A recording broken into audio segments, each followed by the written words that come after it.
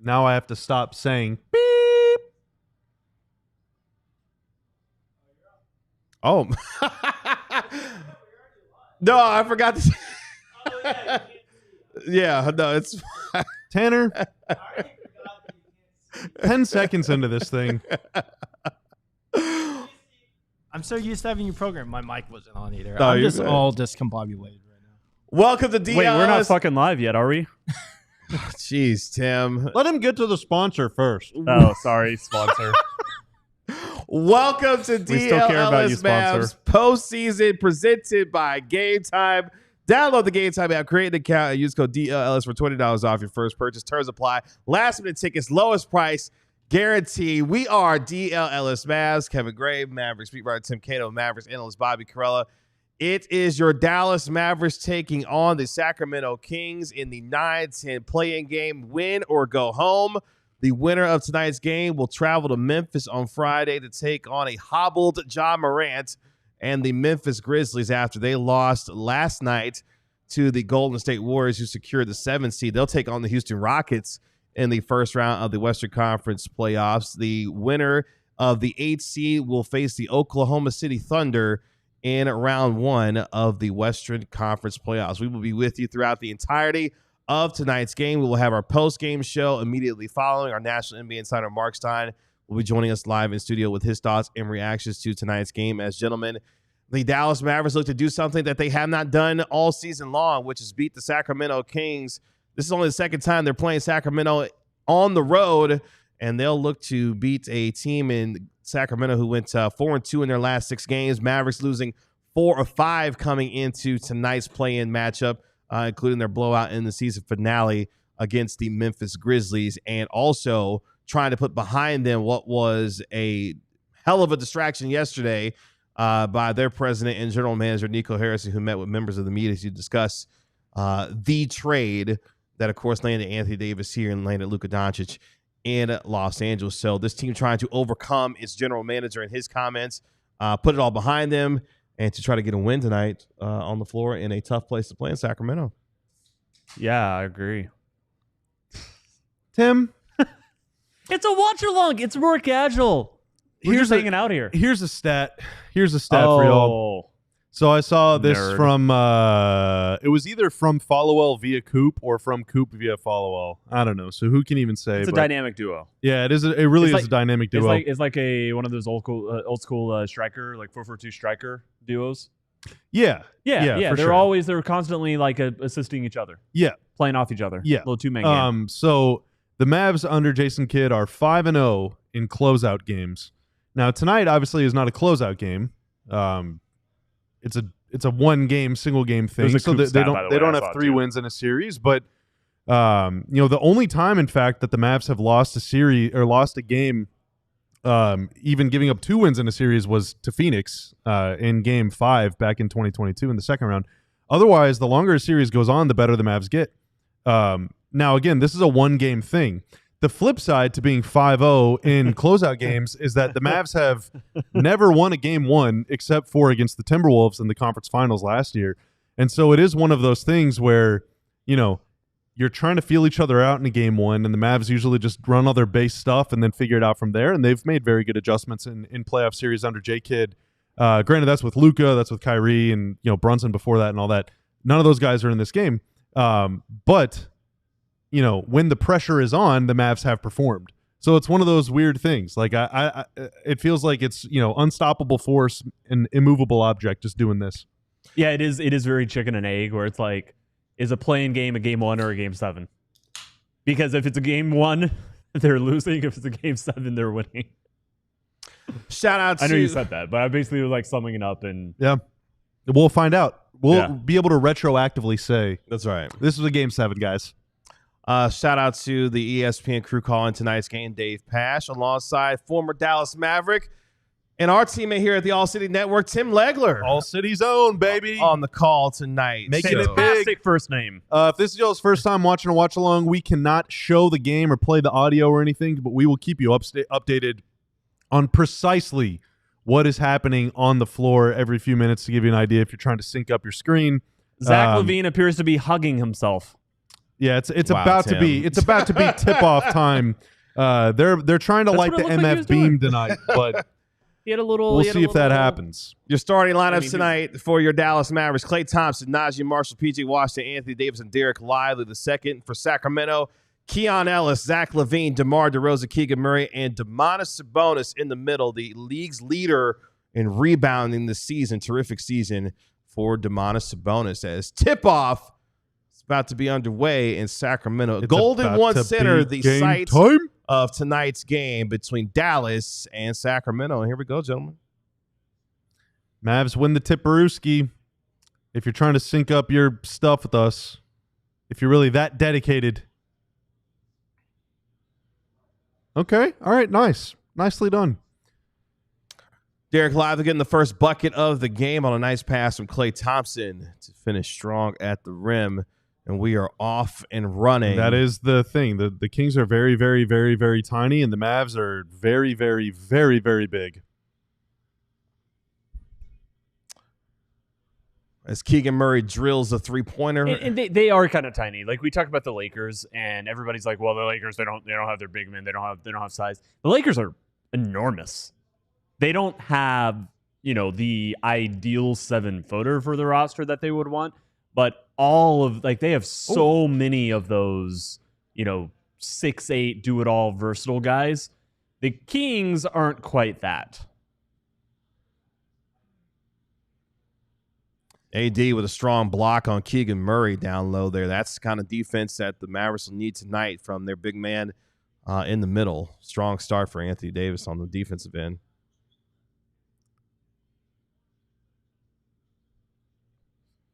DJ, nice take.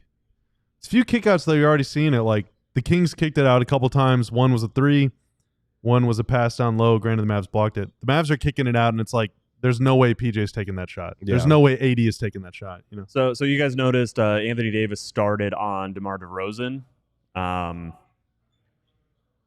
They kind of switched off. I want to see what they did on that possession again.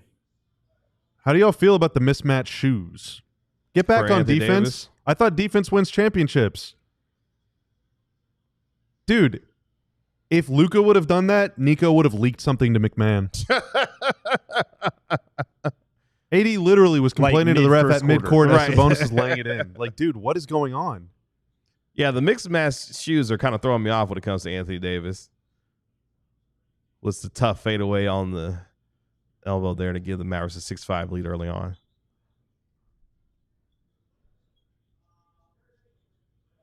Uh-oh. So that's just foot speed on the perimeter. Attacking Anthony Davis, who is... That should have been a foul. That should have been a foul. Agreed. Yeah, that is pretty concerning, though, Tim. Like, DeRozan, his first step is, like, fine. I mean, he dusted the bigs there. Yeah. That was straight line drive. No screen, no nothing. Correct. And because Sabonis pulled out, there's nobody at the rim. But also there's nobody at the rim because both your centers are high on defense. They're at the both point of attack. High. You know what I mean? Basketball terminology. They're doomed. They're doomed. The ageless one, DeMar DeRozan, has been around the league for a long time.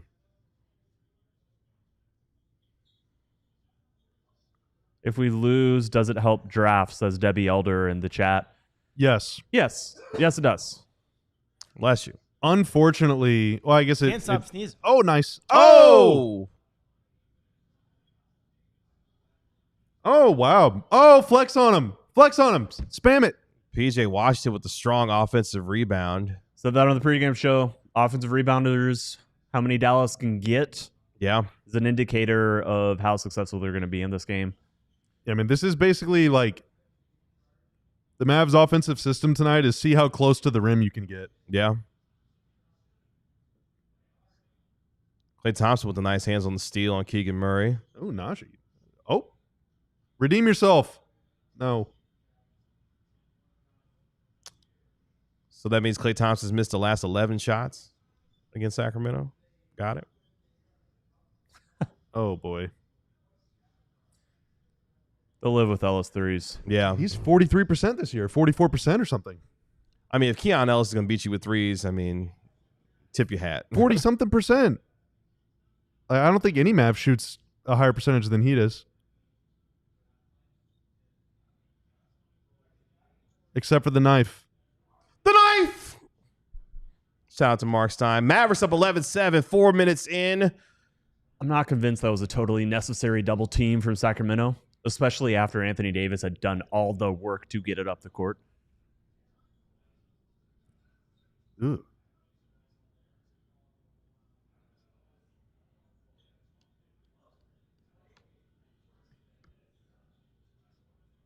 Najee? That's a 2. That was a 3. Oh, no, I'm sorry. It was a 3. I'm sorry. I misread. It was a 3, yeah. Dude, how about the knife just heating up? Coming in hot.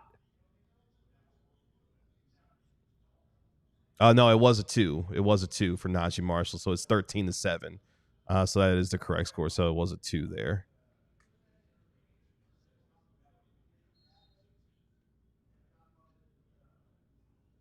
Wow.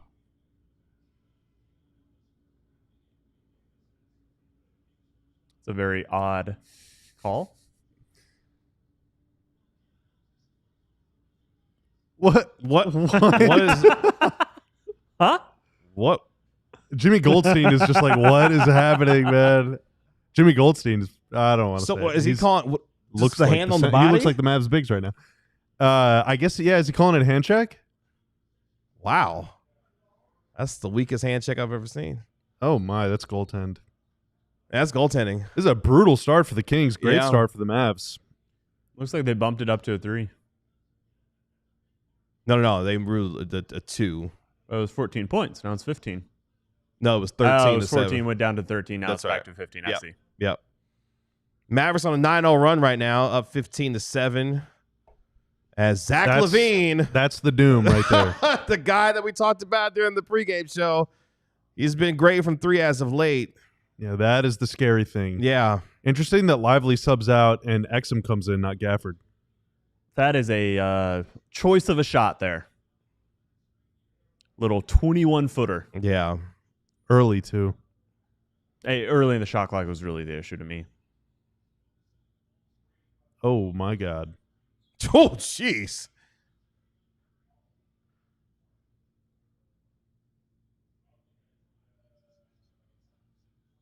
It's good defense.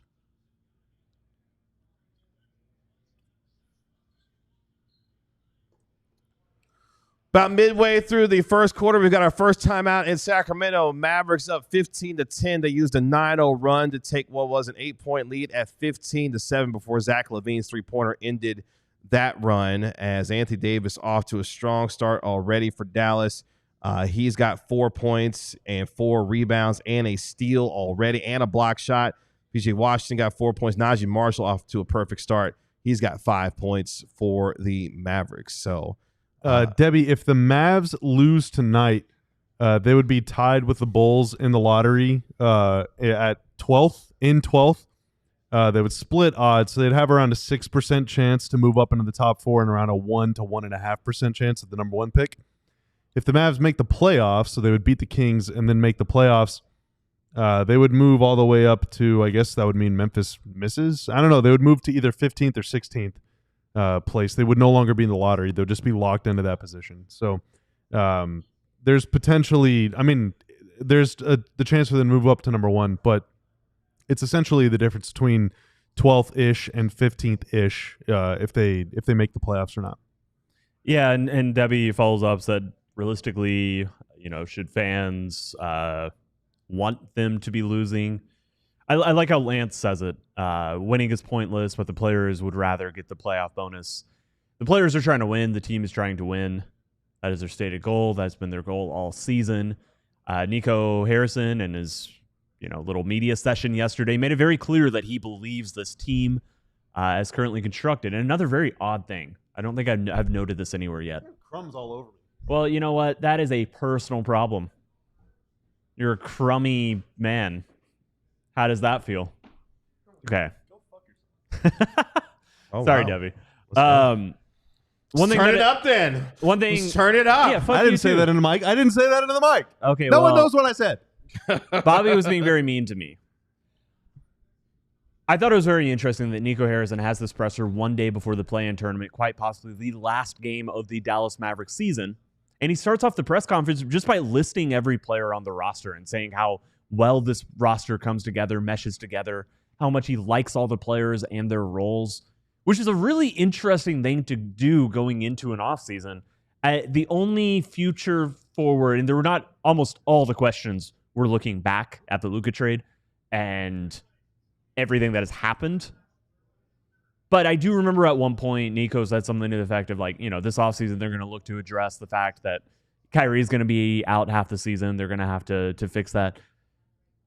Nico Harrison's track record is that you would think he's going into the summer looking to make more moves because that is pretty much what he's always done. And certainly I would expect some moves to be made. There are players on the roster I do not expect to be back. It's not like he name-dropped Jaden Hardy when he was going through the rotation. But the way he was talking about it certainly sounded like he believes this is the team that he's envisioned, finally. That this is the team that he thinks is going to, be the title contender he envisions.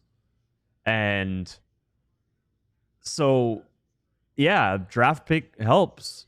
But I don't think a young player getting added to this mix is necessarily... I don't think it necessarily advances Nico's vision for the team. And quite frankly, may only serve to, serve as a draft asset or something. This is not, under Nico, this is not a team that's about to go through a rebuild. Hey, speaking of, there he is. Nico Harrison in attendance for tonight's playing game in Sacramento. Pass. As we resume action, if you're following along with this, as Najee Marshall gets a bucket to put the Mavericks up back by 7. Officially midway through the first quarter, Mavericks up 17-10 on Sacramento. We got a super chat from Ya Billy. Shout out Ya Billy for the 2 Buckaroos. It's the Yogi Ferrell homecoming game. That is very true. In fact, when the Kings when Kings fans yell Murray after he makes a 3, or I think scores it all, the MC guy, PA guy yells Keegan, and the fans say more. They used to do that for Yogi. He would go Yogi, and they'd go Ferrell, which is pretty funny because first off, Yogi rules, but secondly, like the Kings were like 35 games under 500 in doing that. It was also very rude. He has been domesticated. Oh my God. Just Mavs inbounding the ball. He's house trained. Also, Yogi's agent was an enormous dickhead. Jeez. That's neither here nor there. Wow. So I have a question for you, gentlemen. He was as bad as Pinsack, dude. Like every time I interacted with him, which was like 3 times. Sorry, Kevin. Will Klay Thompson ever make a shot against Sacramento in a play-in game? He's running out of chances. I believe he will. Man, that's twice that's not good, man. That is not good. That's 2 cheap fouls on DeMar DeRozan from AD. That's why putting him on DeMar DeRozan is not a good idea. Yeah. Oh, it's only his first. Sorry, the first one they called on Lively. Mm-hmm. My bad. But either way, it gets against both Mavericks big men. 2 cheap fouls. And what did we say? Can't foul him. Don't foul him. Sacramento, the number 4 team in the NBA in free throw percentage this year. They will make you pay from the free throw line. And like for DeRozan, let's just say he's a 90% free throw shooter. I don't know what he is, but if he's 90%, that's 1.8 points expected. Even if he's going to be red hot from the mid-range, shoot 60% on 20-footers. That is 1.3 points expected. So every time you foul him, you're just costing the team half a point. Yeah. Every single time. They've already fouled him twice. So that's 1 point. And he's not going to shoot 60% on mid-rangers. Let's just be honest. Well, when he plays Dallas, he seems like he does. I might have 60% is 1.2. Did I say that or did I say 1.3? It's 1.3. 1.2. Okay. Sorry. Still half a point. Math is rough. It is what it is. Hey, try to foul him again. Jeez.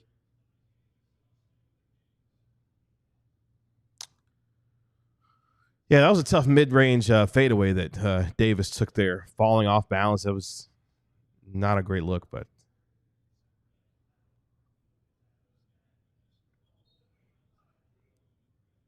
as Daniel Gafford comes in for Najee Marshall, who's off to a perfect 3-for-3 start. Travel. It was a gather step. That was... Took a dribble down with it, didn't he? I don't think so. He just changed his pivot foot 3 times. Dante Exum's had some good moments against the Sacramento Kings in his time in Dallas, for sure. In the play-in tournament, it's not the postseason.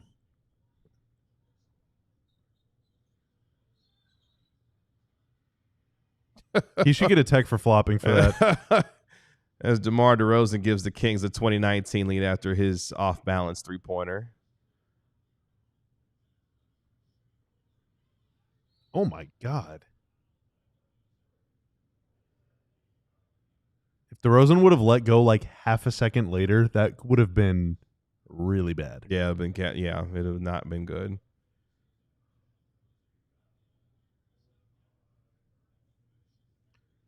Playoff foul, or play-in foul, I would say in this case. No easy buckets. That's right. I don't think Devin Carter played against the Mavs this season at all, did he? Don't believe so, no. Not that I can recall, no. All right. The Kings see Anthony Davis and raise them Devin Carter. And Jonas Valanciunas enters the game for the Sacramento Kings. Who's taller, Travis Kelce or Brandon Williams? Oh, Brandon Williams is listed at 6'1". I think Kelce is listed at 6'2" or 6'3". So I'm going to go with Kelce. He's listed at 6'5". Wow. Kelce? Yeah. Okay. So I didn't give him a couple inches. Yeah. Kelce's a big dude, man. Wasn't familiar with your game. Yeah. Whew. Oh, my God. As LaVine misses the punch at the rim after blowing by Caleb Martin. 3:16 on the clock.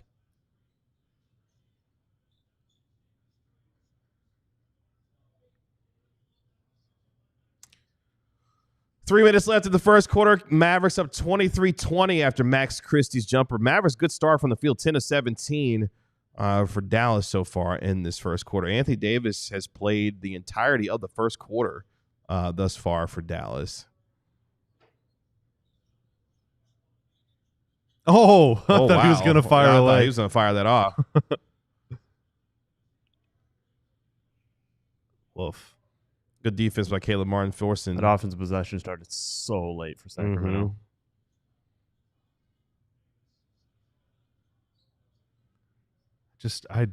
Man.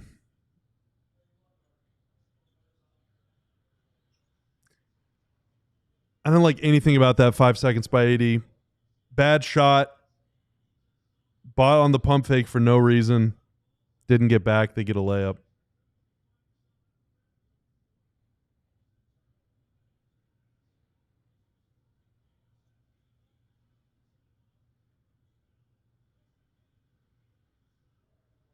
Is it fair of me to expect that Anthony Davis should be able to create a better shot against Jonas Valanciunas? I was thinking the same thing. I was thinking the exact same thing.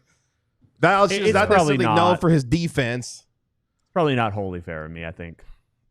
No, I mean that he did not look like he was in control. No. And like I don't think he's ever had like the quickest first step ever. Obviously, if he's still dealing with some stuff, he's going to be a half a step slower even then. That's more what I meant. Like I still do not believe that this is a 100% healthy player out there. It would not shock me at all if. Yeah, maybe he'll feel better next week. He's one of two players I would not be surprised if they end up getting surgery this summer. AD is 2 for 9. Yeah, not a great start offensively. By the way, Kings in the middle of an 18-8 run as they go up 25-23 as we're getting deeper into the first quarter. Mavericks had a 9-0 run to get them up 15-7 with 7 minutes left. Kings, though, responding with a run of their own, as I mentioned, 18-8 as they're up 25-23 after that latest three-pointer gets us to a timeout. Shout out Debbie. I just like this show. I hate what the Mavericks are, but I like this show. Oh, thank you. Thank you, Debbie. Thank you. I'm watching, but there's no emotion. Max, that's the scary thing. You are literally on the court right now. Yeah. What the hell, dude? Log off. Yeah. Wait, what? Pay attention to whatever Sean Max Sweeney Christie's is saying. in the chat. Oh. Is it just me or can AD not get a foul call? Partly. I think that Sabonis should have been called for fouling him earlier, but Dirk encountered this a lot, especially early in his career. If you're a big guy, but you kind of move like herky-jerky and sort of off balance, you're not always going to get the benefit of the doubt. Like Embiid does always for some reason, which is very irritating to a lot of fans. But most other guys that are like 6'10", 6'11", 7 feet, if they have that kind of like stop, start, real awkward looking movement, the referees are never going to give them the benefit of the doubt because they can't tell if they're getting fouled or if they're just moving weirdly. Dirk had that problem a lot, especially early in his career. I'm gonna enjoy these peanut butter crackers. Yeah, go ahead. Again, appreciate all of you hanging out with us here on our DLLS Mavs postseason watch along as the Mavericks take on the Kings in the play-in. Kevin Gray, Tim Cato, Bobby Carella. Our guy Tanner making us look good and sound good. We will have our post-game show immediately following tonight's game. Our National NBA insider Mark Stein will be joining us live in studio as well. Game of runs so far. Mavericks using a 15-7 start to be able to lead it with about 7 minutes left. And now the Kings respond in kind with an 18-8 Good run. news. I'm sorry? Good news. Rangers won, so. Shout out to the Rangers. Okay. Patrick Corbin, I believe, got the start tonight for the Texas Rangers. So they got a nice win last night. Tyler Malley was excellent on the mound for the Rangers. They back it up with another win over Ron Washington and the Angels tonight. So that means they won the series. Take that, Wash. Yeah. 3-game series, and Rangers took the first 2. So. Yeah, their winning percentage is going to be about the same as Jeff Wilson's in sleeper picks. Damn. Probably pretty close. How you feel about that, Bobby? I'm trying to get back on the right side of things tonight. Sabonis isn't really doing anything so far, though. Yeah, Sabonis has been quiet so far for Sacramento. DeRozan is well on his way. And then who was my Mav that I took? Gafford. 2 points. All right, well, we'll check back in later. If you're going to get mad at them, do it during the watch long so you can cuss. I will. You can't do that during the Trust me, I will. Anthony Davis going to sit for the remainder of the first quarter. 4 points, 4 rebounds for Anthony Davis in nearly 10 minutes of play. Yeah, 10 minutes of play exactly for Anthony Davis. So one thing I don't really like I think he's forcing it too much, and I don't like that. But has he ever played 10 straight minutes, since coming to the Mavs?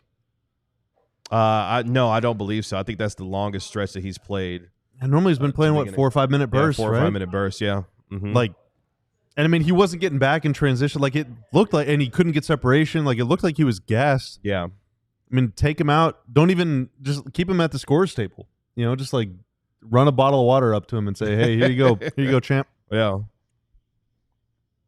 Get him a breather.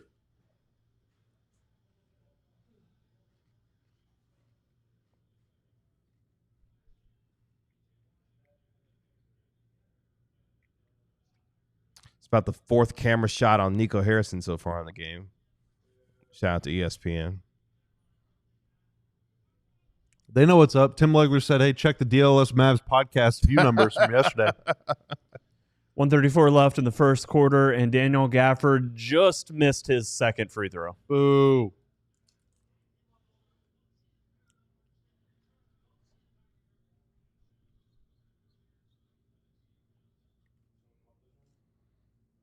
Yeah, that's it.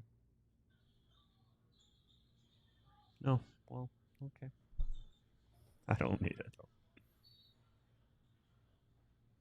So Brandon Williams picks up the foul on a Devin Carter drive. And while you're here, make sure you like the video as well here on our DLLS Mavs stream. We are, by the way, over 20,600 strong as we are moving that much closer to 21,000 subscribers. Yeah, the more y'all that like this, the more YouTube feeds it to other people, which means the livelier the chat gets, which means the more fun is had by all. That's exactly what that means. I've learned a lot about algorithms in my first 7-8 months here at DLLS. A lot about algs. It's kind of been your job as of late, hasn't it? Algos? It's pretty unsettling that the Kings flash spotlights anytime they make a free throw. Like, that's usually reserved for, like, big moments, timeouts and whatnot. Brandon Williams, never afraid. By the way, down the three. Our Stars watch-along just ended, so we just got our TV back. So we stopped watching. We can actually see ourselves on the camera. Oh. We're not watching on this camera anymore. We're now watching on this camera. So we're not looking away from y'all. But it's a watch-along. I figure we can explain everything. This is the perfect show for Inside Baseball. Inside basketball, Tim. Inside DLLS. Mm-hmm. Did he change hands midair? He did.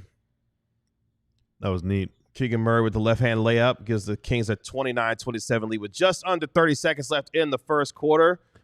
To give you an idea of like how skilled basketball players are nowadays, like Michael Jordan once did what Keegan Murray did in a finals game, and it was like turned into the iconic slow motion highlight like of the decade. Keegan Murray just casually did it. We will never see a replay of it.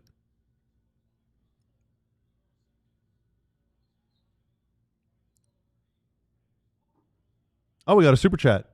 Dill Meach. Thank you for that. Appreciate $10. DLS Mavs watch along is better than NBA League Pass. Won't be subbing to that again. Hell yeah. Let's go. Hell yeah. Let's go. Hell yeah. Shout out with the $10 super chat. End of the first quarter in Sacramento. Kings up 29-27 over the Dallas Mavericks. Of course, as the winner will meet the Memphis Grizzlies on Friday night. The winner of that game will take on Oklahoma City in the first round. Anthony Davis playing 10 minutes in that first quarter. 4 points on just 2 of 9 from the field. He also had 4 rebounds, a steal, and a block. Leading scorer for your Mavericks, Najee Marshall, 7 points in 7 minutes, going 3 of 3 from the field for Dallas. Meanwhile, DeMar DeRozan leading the Sacramento Kings. He had 9 points, 4 of those points coming at the free throw line, going 4 of 4 from the line as he had 9 points for the Kings. So he was taking a ton of threes in that quarter. Like, yeah. I don't know what was going on, man. It seems like he's forcing it just as much as AD is. I mean, so far it's kind of been a difference in the game. I mean, Sacramento 5 of 10 from downtown so far. Dallas just 2 of 8 from downtown in that first quarter there. So yeah, Dallas has doubled up the paint points, 12-6. They have 4 offensive rebounds compared to 1. And it doesn't matter because Sacramento can stay connected because they are the better jump shooting team. Yep. That isn't to say that Sacramento necessarily does a good job generating 3-point looks at all times, but obviously you're going to take Zach LaVine, Keegan Murray, Keon Ellis. Sorry, I just said that, but Keegan, different players. Devin Carter hit 1. Trey Lyles. I don't know how much you're going to expect Trey Lyles to be knocking down a bunch more. And, the more I look at this roster, which I knew, I mean, it's not obvious that, Sacramento can keep this up all night. They do have some shooters, though. LaVine is, just because he's so much more dynamic as a shooter, he is obviously scarier than Klay Thompson at this point of their careers. I do hope Klay Thompson hits a shot. Yeah, Klay Thompson 0-4 in the first quarter. 0-2, but I mean, still it's on pace for bad. Yeah, he's doing the same thing. Well, he's on pace to miss fewer shots than he hit than he missed last playing against the Kings when he played for the Warriors. And are you trying to say that's progress? It's a step in the right direction. Oh, just for just missing less. Yeah, missing fewer shots. Yeah, yeah. You tell me what's better in a basketball game: missing 10 shots or missing 8 shots? No.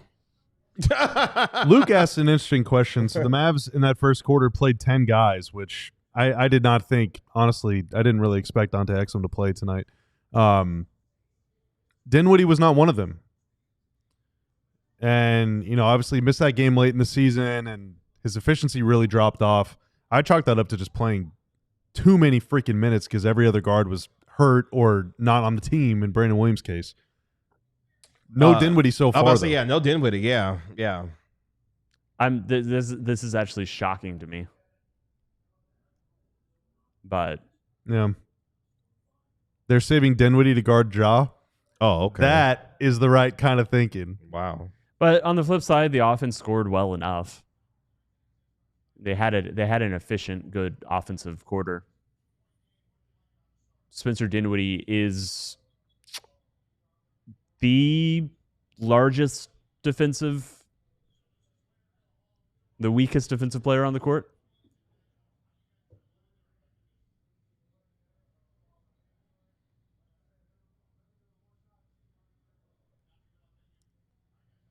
No Jaden Hardy either, obviously. Yeah, no Jaden Hardy in that first quarter, yeah.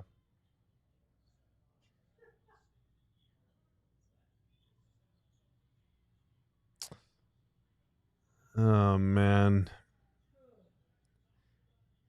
My issue with that first possession is not that PJ or Najee took a three.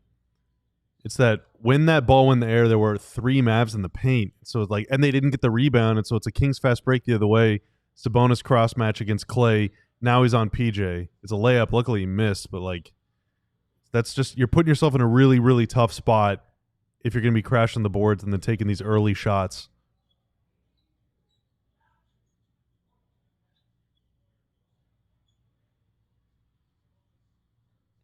Yikes. Someone must have shown Sabonis my sleeper pick of the night. Yeah. It's very strange he pulled the dribble and just...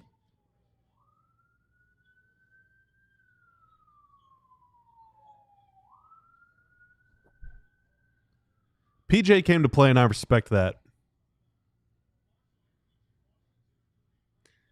I think that's a great shame of the potential mediocrity or worse staring the Mavs in the face moving forward.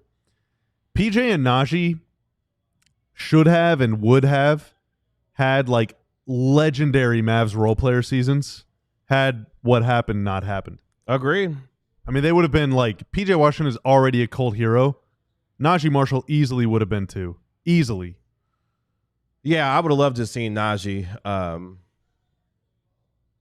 with the team constructed around the former superstar and what that would have looked like in a postseason run.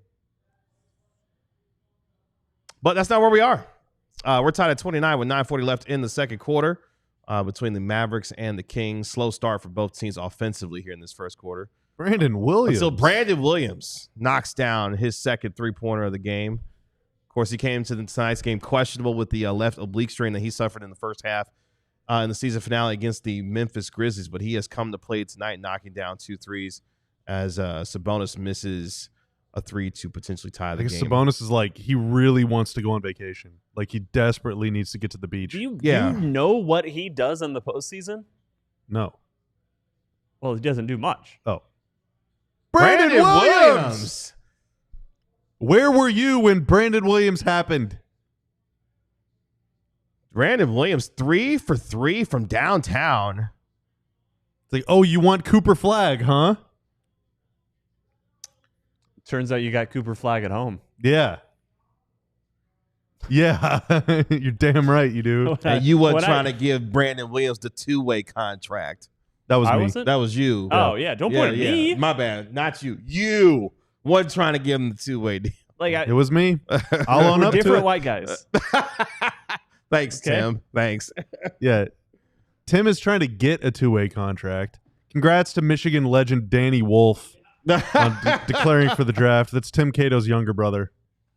8-0 start for the Dallas Mavericks as they take a 6-point lead. Brandon Williams off to a hot start, 3 for 3 for downtown. He's got 9 points. He's a +8 so far for the Mavericks as they lead 35-29 after a timeout. Do you know what's about a week away from today? Something that we're celebrating right now? A week away from today. A little bit. Oh, the NFL draft. And now's a great time to sign up to become a diehard sport. What we do here at DLLS Sports. Whenever you sign up, we got a limited time deal right now. Like you see, $36 for a year. That comes out to about $3 a month. Whenever you sign up, you get a free shirt. Right for signing up, we got almost 40 shirt designs to choose from. You also get to read our paywalled content. You get to join the DLS Discord. Get a discount on merch. You get a discount on events. Get a discount on all sorts of stuff. Physical diehard card. Mine is can't show, somewhere over there. Showing his physical diehard card. Yeah, we will be doing a draft show for the entirety. Not we, the Cowboys show. Jeff Kavanaugh, Jesse Hawley, Clarence Hill, Joe Hoyt will be doing a draft show all of round 1 on Thursday, all of round 2, and all of round 3 on Friday, and then about 2 hours or so of day 3 on Saturday. It's going to be a fun time. Check it out.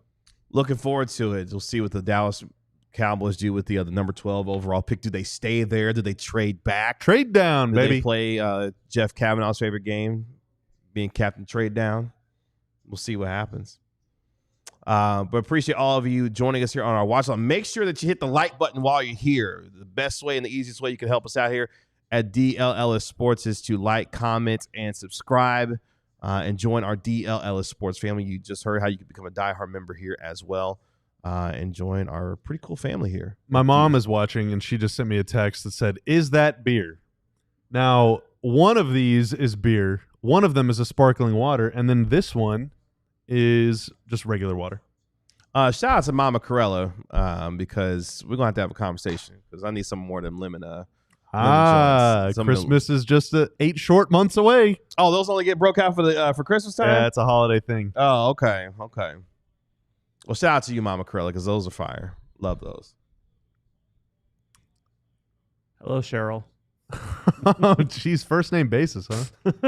Damn. I say put some respect on Mama Corella's name now. Hello, Cheryl. Don't dox my mom.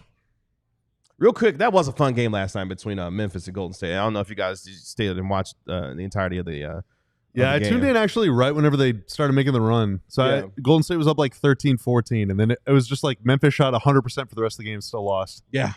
I think Golden State eventually got up by 20, and Memphis was able to take a lead at one point. Like, fantastic game, but Jimmy Butler and company got it done last night. They will meet the Rockets in the first round of the that's going to be a fun series. I'm looking forward to that series, actually. Amen Thompson. Remember the name. He's got DPOY in his future for sure. As Keon Ellis knocks down a 3 to stop the 8-0 run by the Dallas Mavericks, who were up 35-29. Brandon Williams knocking down a couple of threes to strengthen that run for the Mavericks as we are about 3.5 minutes in to the second quarter. Hey, he did it! I'm glad for Klay, man. Knocks down a shot against Sacramento, breaking what was an 0 of 12 start, or 0 of 12 performance in 2 games. Plus, he's finally on the play-in board. He is on the board in the play-in.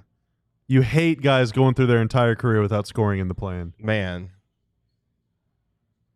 PJ Washington with a strong drive. Did he hit this with the too small on Zach LaVine? That does count for 2 points. Did he hit this with the too small just now? PJ? Did he really? I think he hit us with the too small on Zach LaVine a little bit. PJ is not afraid to let them know. Haven't redeemed my DLS promo shirt. Is that shirt part of the intro promo? Yeah. So if you sign up to become a diehard, you're not like emailed a code. You go to your go to alldls.com, go to your account page. There. Uh-oh! Klay again. Geez. Klay feeling it. On your account page, there will be a link. It says like, "Hey, redeem your shirt" or whatever. It takes you to the DLLS locker, and there's like a promo code already like pre-applied. I said coming into tonight's game, the Sacramento Kings are third worst in the NBA, allowing teams to make 14.5 3-pointers per game, and the Mavericks doing some 3-point shooting here in the second quarter. Klay Thompson's got 2 threes. Brandon Williams has got 2 threes. So the Mavericks knocking down some shots from distance and helping themselves out to an 8-point lead as Anthony Davis returns to the floor with just under 7 minutes left in the first half. Sarah with the $1.99 super chat Did we ever get a PJ Najee duo nickname? Yeah, Narjay Marshington. That's right. Then also there was there was a really good one on Twitter that someone said. Dante, jeez. He always just smashes. He falls so into hard. The stanchion. Yes. His bruises per 36 has got to just be like him and Dwight Powell got to be up there, in terms of and he always looks like he just ran a marathon. Gassed. Always. After every possession. Anthony Davis with a nice block, by the way, on Domantas Sabonis, as the Mavericks defense handling themselves quite well so far in this second quarter, excuse me. Dante Exum is used to being the other way around. Is Sarah saying no to your nickname? Is that what No, I'm laughing at El Patel. I don't know if Sarah's saying no to the nickname. Oh, gotcha. Narjay Martian is a great nickname. It was something like I see it. Okay. It was something like knife in business, kind of like a El Patel. That's like that is. slicing on business. Yeah. Dante, dunk it. Mavericks up 12, 47-35 with 6:26 left. Timeout. Sacramento. Mavericks off. Check this out, to a 20-6 start in this second quarter as they get out in transition. Najee Marshall with the dunk. Mavericks are 47-35 with 6:26 left in the second quarter here. They're going B to A right now. Klay a plus 19. In the second quarter, we talked about how you got to get stops, turn those into points. The Mavs only have 4 fast break points, but that feels low. Like it feels like they've had some early offense. A little bit. And I mean, just easier things off of misses. The offense looks a lot better when they're not running it through Anthony Davis. Right now. It does. Yeah. I mean, non-ADs are 16 of 24. Yeah. Which is very good. I obviously did not call my shot. I did not say this on the pregame show, so I deserve no credit for it. But I did feel like Dallas was going to win this game. I mean, it's not over. I think what I've seen right now. I'm just trying to provide you some cover. Sign guaranteed it. Yeah, I don't see what Sacramento does not look competent right now, and that could all change. But they're not missing good shots. Like, their offense looks brutal, dude. Yeah, they're getting forced into really tough 2-pointers, and they're also sometimes choosing really tough 2-pointers early in the shot clock. They're not working it at all, and if they can't consistently, it would be one thing if they're generating a bunch of threes that just weren't falling, but they're not right now. And I will say there's been 3 or 4 moments where the Kings did stuff that they seemed to think was going to come off, and the Mavericks' size affected them.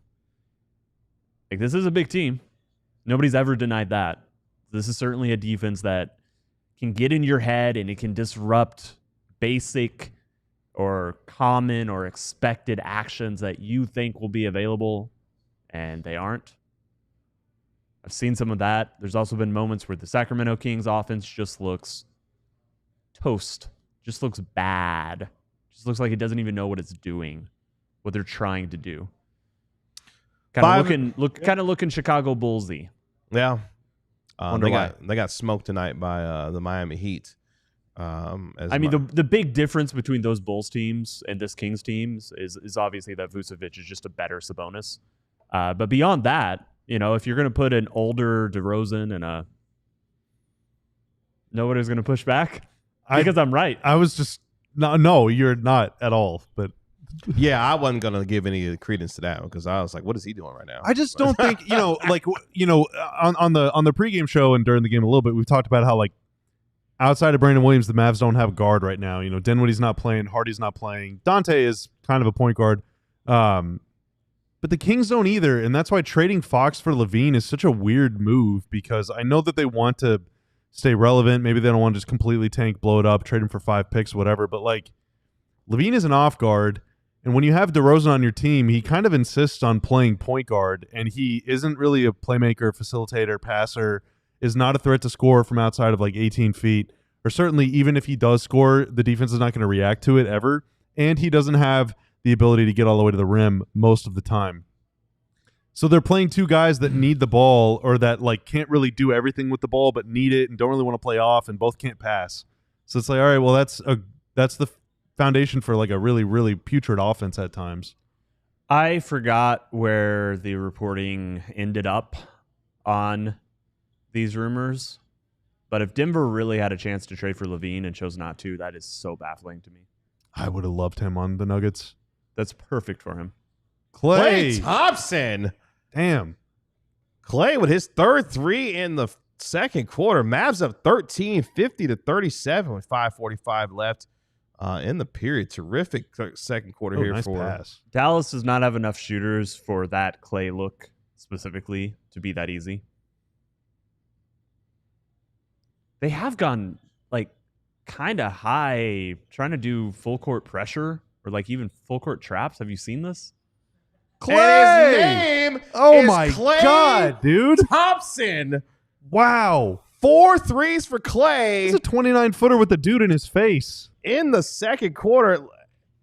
I'm going to toot my own horn. I said you needed a big game from Klay. I did say that in the pregame. Remember, Stein predicted. And Stein did say did. that. He's He's reminding us in the group Yeah, chat. but Stein's cheating. He's got Statomatic that tells him exactly what's going to happen.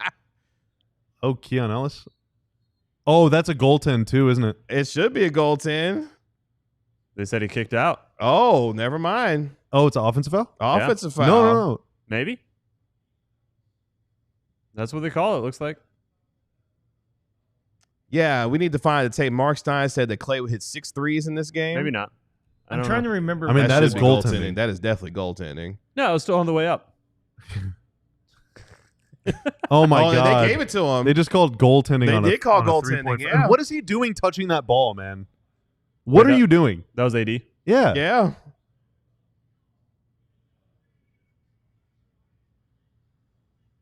So that's a 4-point play coming? That's so dumb. Was he trying to draw a foul?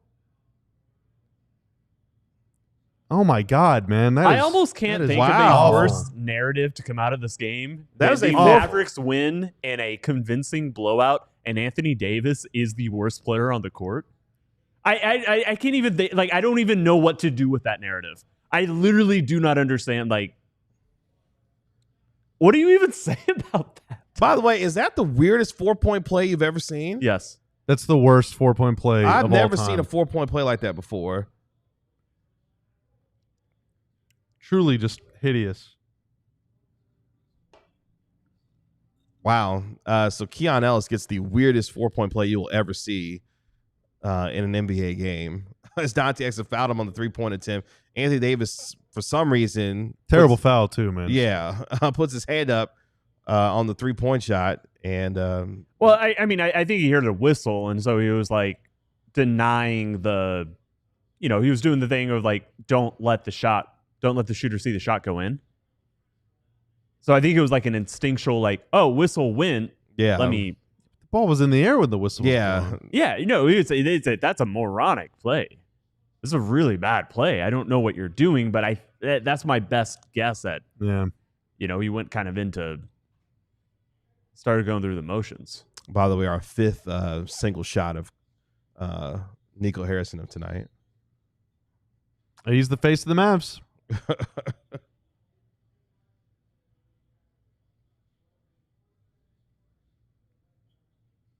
AD keeps hanging outside. Why? I think it's a combination of the spacing and him playing with a, you know, but with a center out there, but also,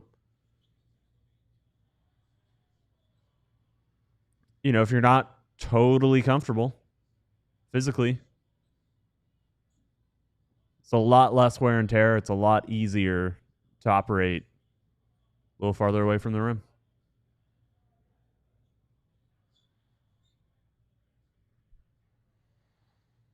Mavs up 12 with 4 minutes left in the first half at 57-45 after a Dante Exum running floater.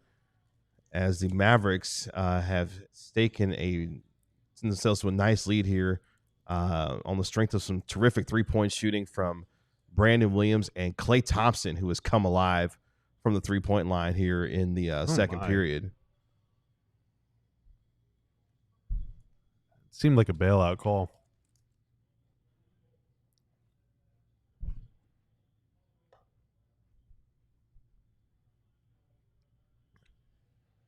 And again, I'll mention again as we we were talking during the pregame show, the Kings. Hang on real quick. Najee Marshall is grabbing his shoulder and headed to the locker room. Okay. Per Joey Mastretta of Clutch Points. Okay. We will monitor that situation when it comes to.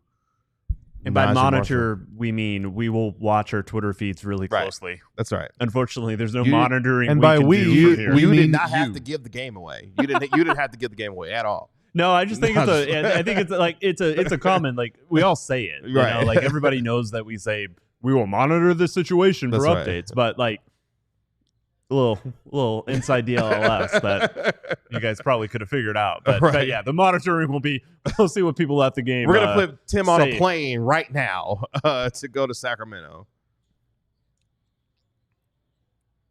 I don't know what that was from Keegan Murray, but okay.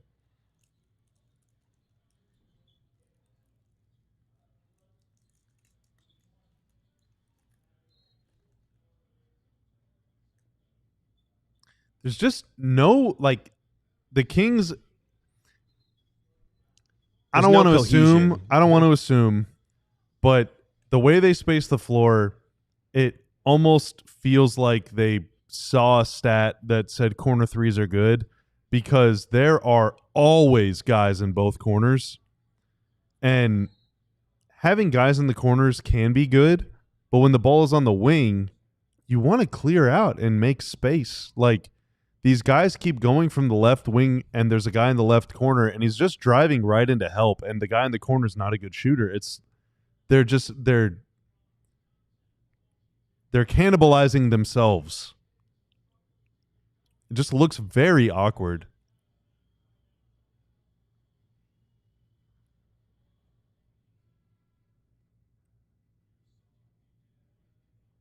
Keegan Murray is really the only player who you both have to really stick to in the corner, but also isn't better suited for the Kings offense, to actually be a player in the corner.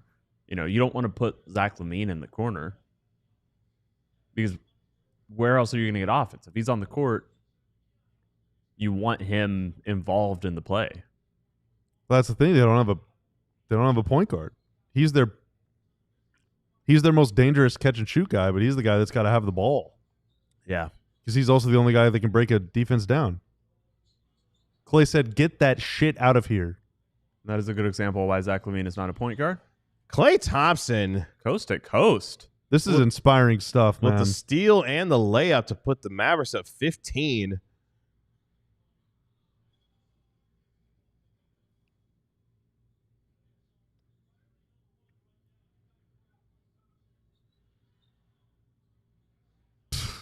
That's too easy for Anthony Davis right there.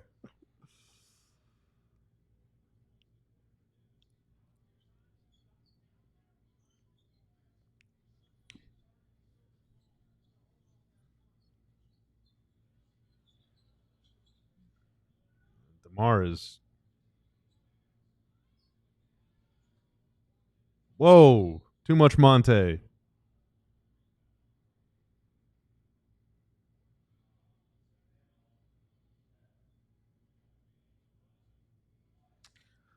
Klay Thompson in this second quarter, gentlemen, 5 for 5 from the field, 4 for 4 from downtown, 16 points for Klay Thompson in this period. In fact, the Kings have 19 points in this period. He's got 16 on his own. So Klay Thompson putting in all kinds of work in the second period. If the Mavericks go on to win tonight's game, we will look back on Klay Thompson's second quarter as a massive turning point in this game for him.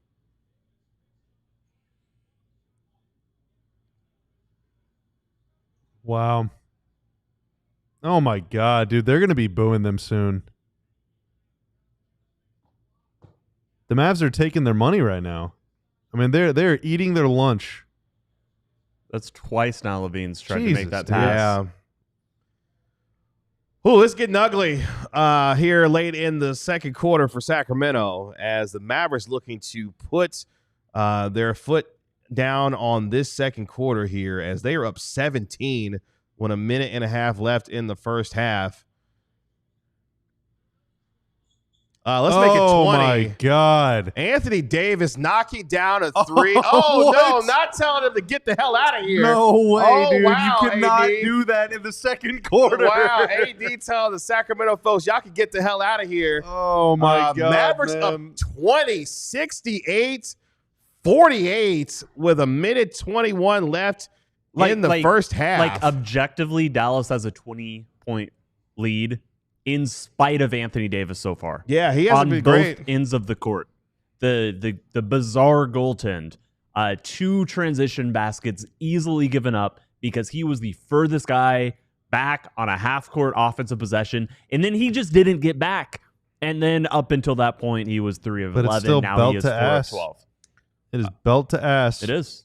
Mavericks, with a minute 21 left in the second quarter, have already scored 41 points in this period on the straight. The Klay Thompson 16 points, and they're kicking Sacramento's ass right now, and doing so rather impressively. Yeah, here in the first half. Sabonis has been terrible. Yeah. LaVine has not been very good, and DeRozan started well and has just disappeared since. I mean, like, they got a big 3. Coming into this game, I was like, okay, AD's got to be the best player because probably Sabonis, DeRozan, and LaVine will be the next 3 best players. So the Mavs need the best one. But, like, all 4 of those guys have been arguably the worst players in this game. But, like, PJ, great. Klay, incredible. Brandon Williams, good. Dante, really good. Like, Mavs have 4 or 5 guys having really good games. The Kings have none. I mean, Keon Ellis, I guess. Sabonis really does not play well against real size. How many threes are we saying Klay has? I think Mark said he predicted 6 threes. Yeah, I know, but like he has 4. Right? He has 4 right now. Yeah. Oh my God, dude! Who the hell was DeMar Pack throwing these that guys to? up. I like. Maybe AD was right. Like, you got to get them out of here. You know, this show has been living in despair for months, but like these guys, this team does not deserve to advance past the Mavs. They are worse than the Mavs. Oh, don't do it to him. Oh! And he's spamming it too.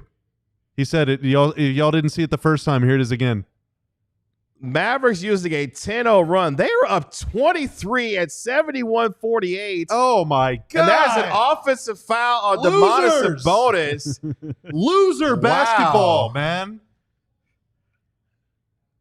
This has been a wow. Light Ozzy, the bomb. Yeah, this has has been... It's time to blow this team up. Get them out of here. Okay. Not like that, though. Blow the team up. Yes, correct. Well, yeah, it's a play on the like the beat. 199 super chat. Did Sacramento play My Little Pony for the Mavs intro? Did that get him fired up?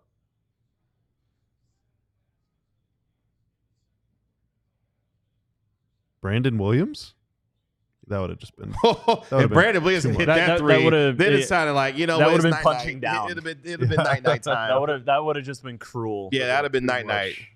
Too much. It is lifeless in the Golden One Center right now as the Mavericks have just Golden thoroughly... Dunn Center. Huh? Golden Dunn Center. Yeah. I see what you did there. That's good. Thank you. No fun Wait, center. I didn't see it. What did you mean? Where's the link to the watch along? I want to retweet something. Oh, okay. Did we post it from the DLLS Mavs account? Oh, I don't think we did at all. I'll do it right now.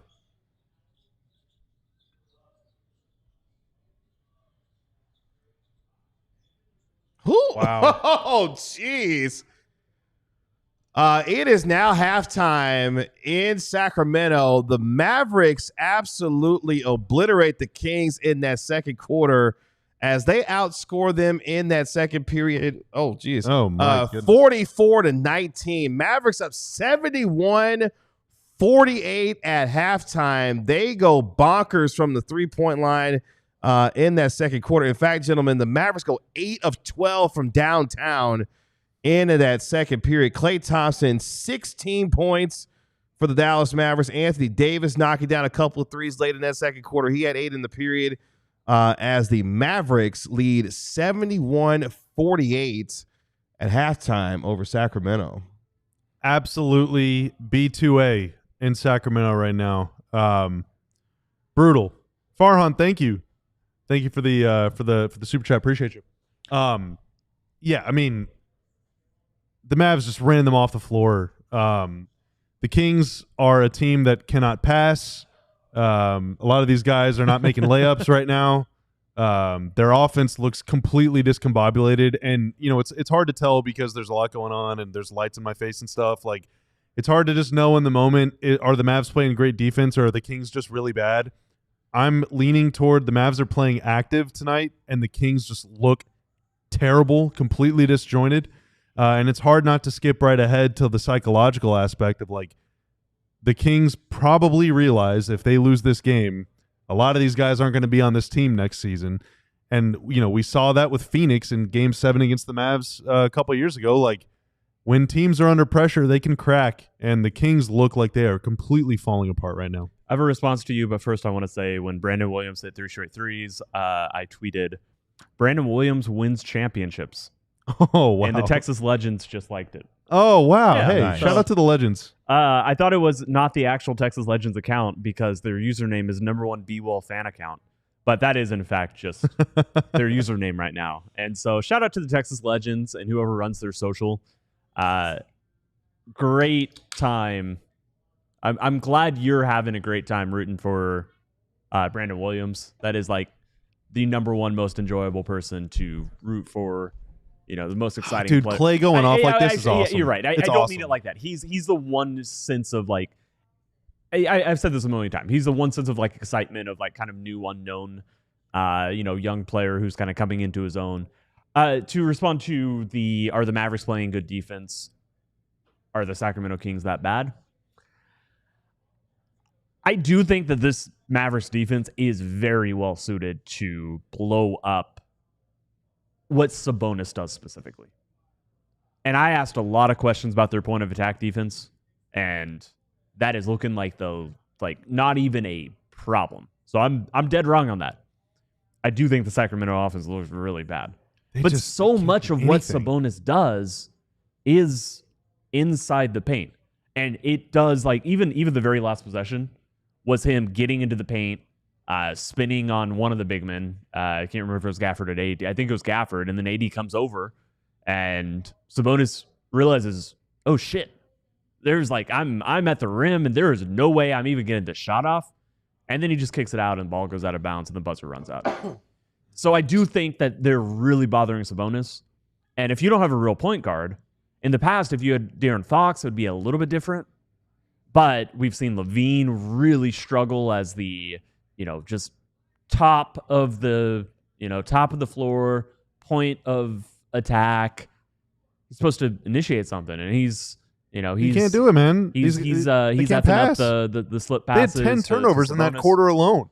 10 turnovers in the second quarter. DeRozan is just he operates so much out of the flow of an offense, really, because of like the kind of shot diet, because of the way that he, goes about getting his buckets.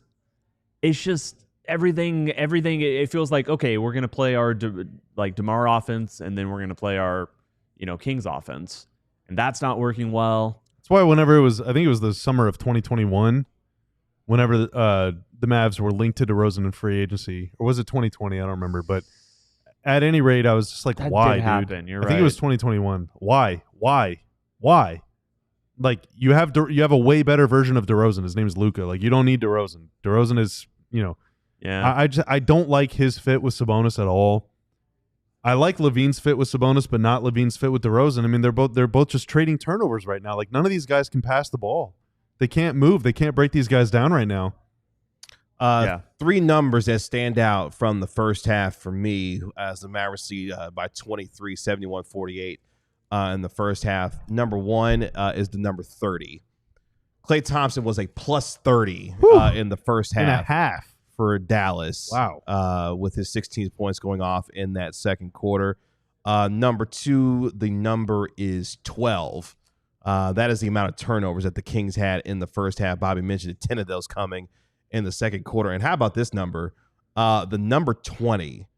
The Mavericks had 20 assists on the 26 made field goals that they had in the first half. So while the Kings are turning over the basketball at an alarming rate, the Mavericks are sharing the ball and finishing off possessions at a very, very high rate. 20 assists on 26 made field goals is extremely impressive from the Mavericks. So those are some big numbers that stand out for me in the first half. We have a $10 super chat from Foreign. I want to root for the Mavs so badly, but I'm worried that the more they win these ultimately meaningless games, the more it increases the chances we keep Nico. I can't even root for my team because of him.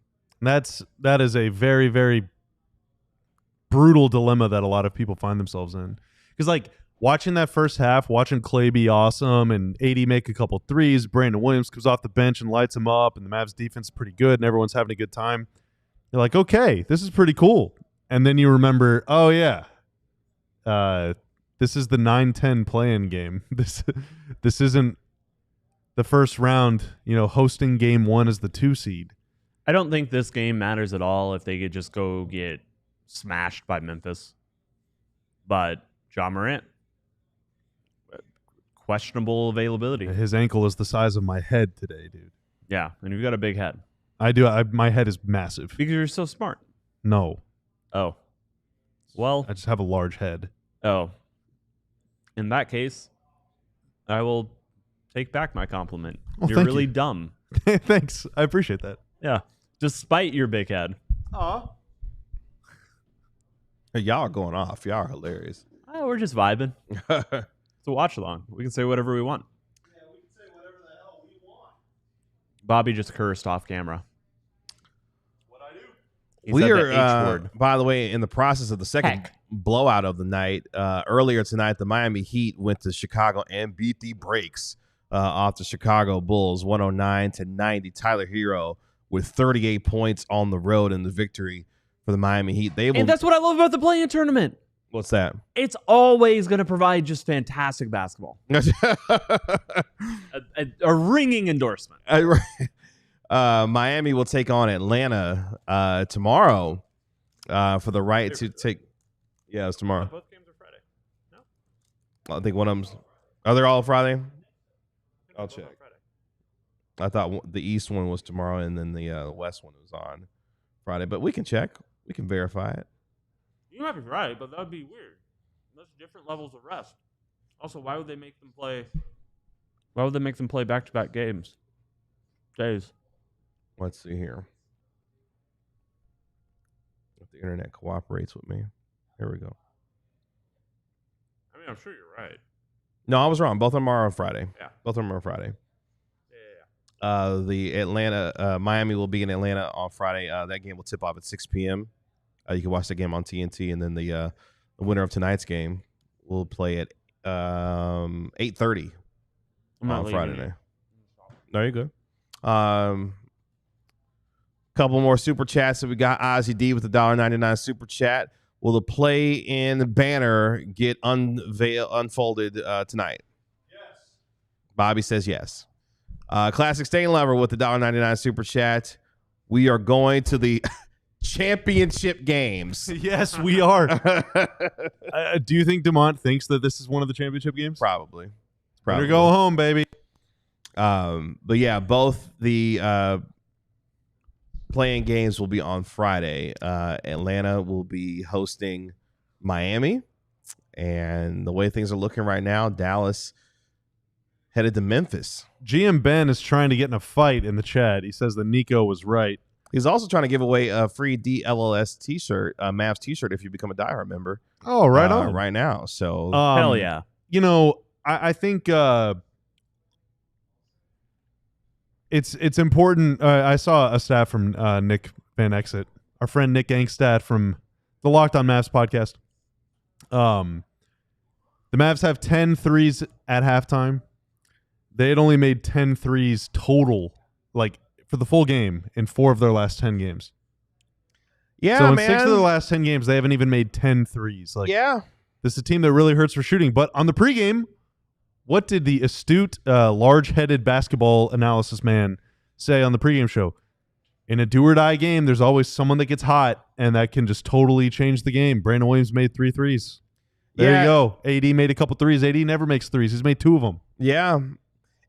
As I was preparing for tonight's game, kind of going through some of the numbers and some of the research for tonight's game, like that number really stood out to me. The fact that, you know, Sacramento gives up a ton of 3-point makes. And I thought if the Mavericks could get in here and, you know, take their fair share, like they're going to be able to have a chance to make some shots from distance tonight and give Klay Thompson for, you know, rising to the occasion in that second quarter there. Brandon Williams, his lift tonight, if they go on to win tonight, we will talk about Brandon Williams and Klay Thompson's second quarter there, because they both provided massive lifts with their shooting from distance and really started to create that separation with their 3-point shooting. And give credit to Brandon Williams, man.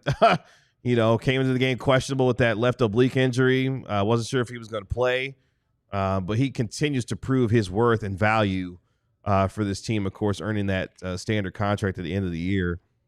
And Dallas got up 23s, but Bobby has said this, and he's spot on. They don't have a lot of players that you trust to get up more like 5 or more threes. And that's pretty much still the case. Anthony Davis was left wide open, so he took 5. It's kind of a choice. Some nights you won't take them. Some nights you'll guard them a little bit better. Some nights they're just not going to go in, and you'll lose faith in them.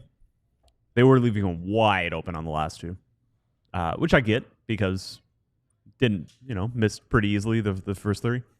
But Anthony Davis took 5. Klay Thompson took 6.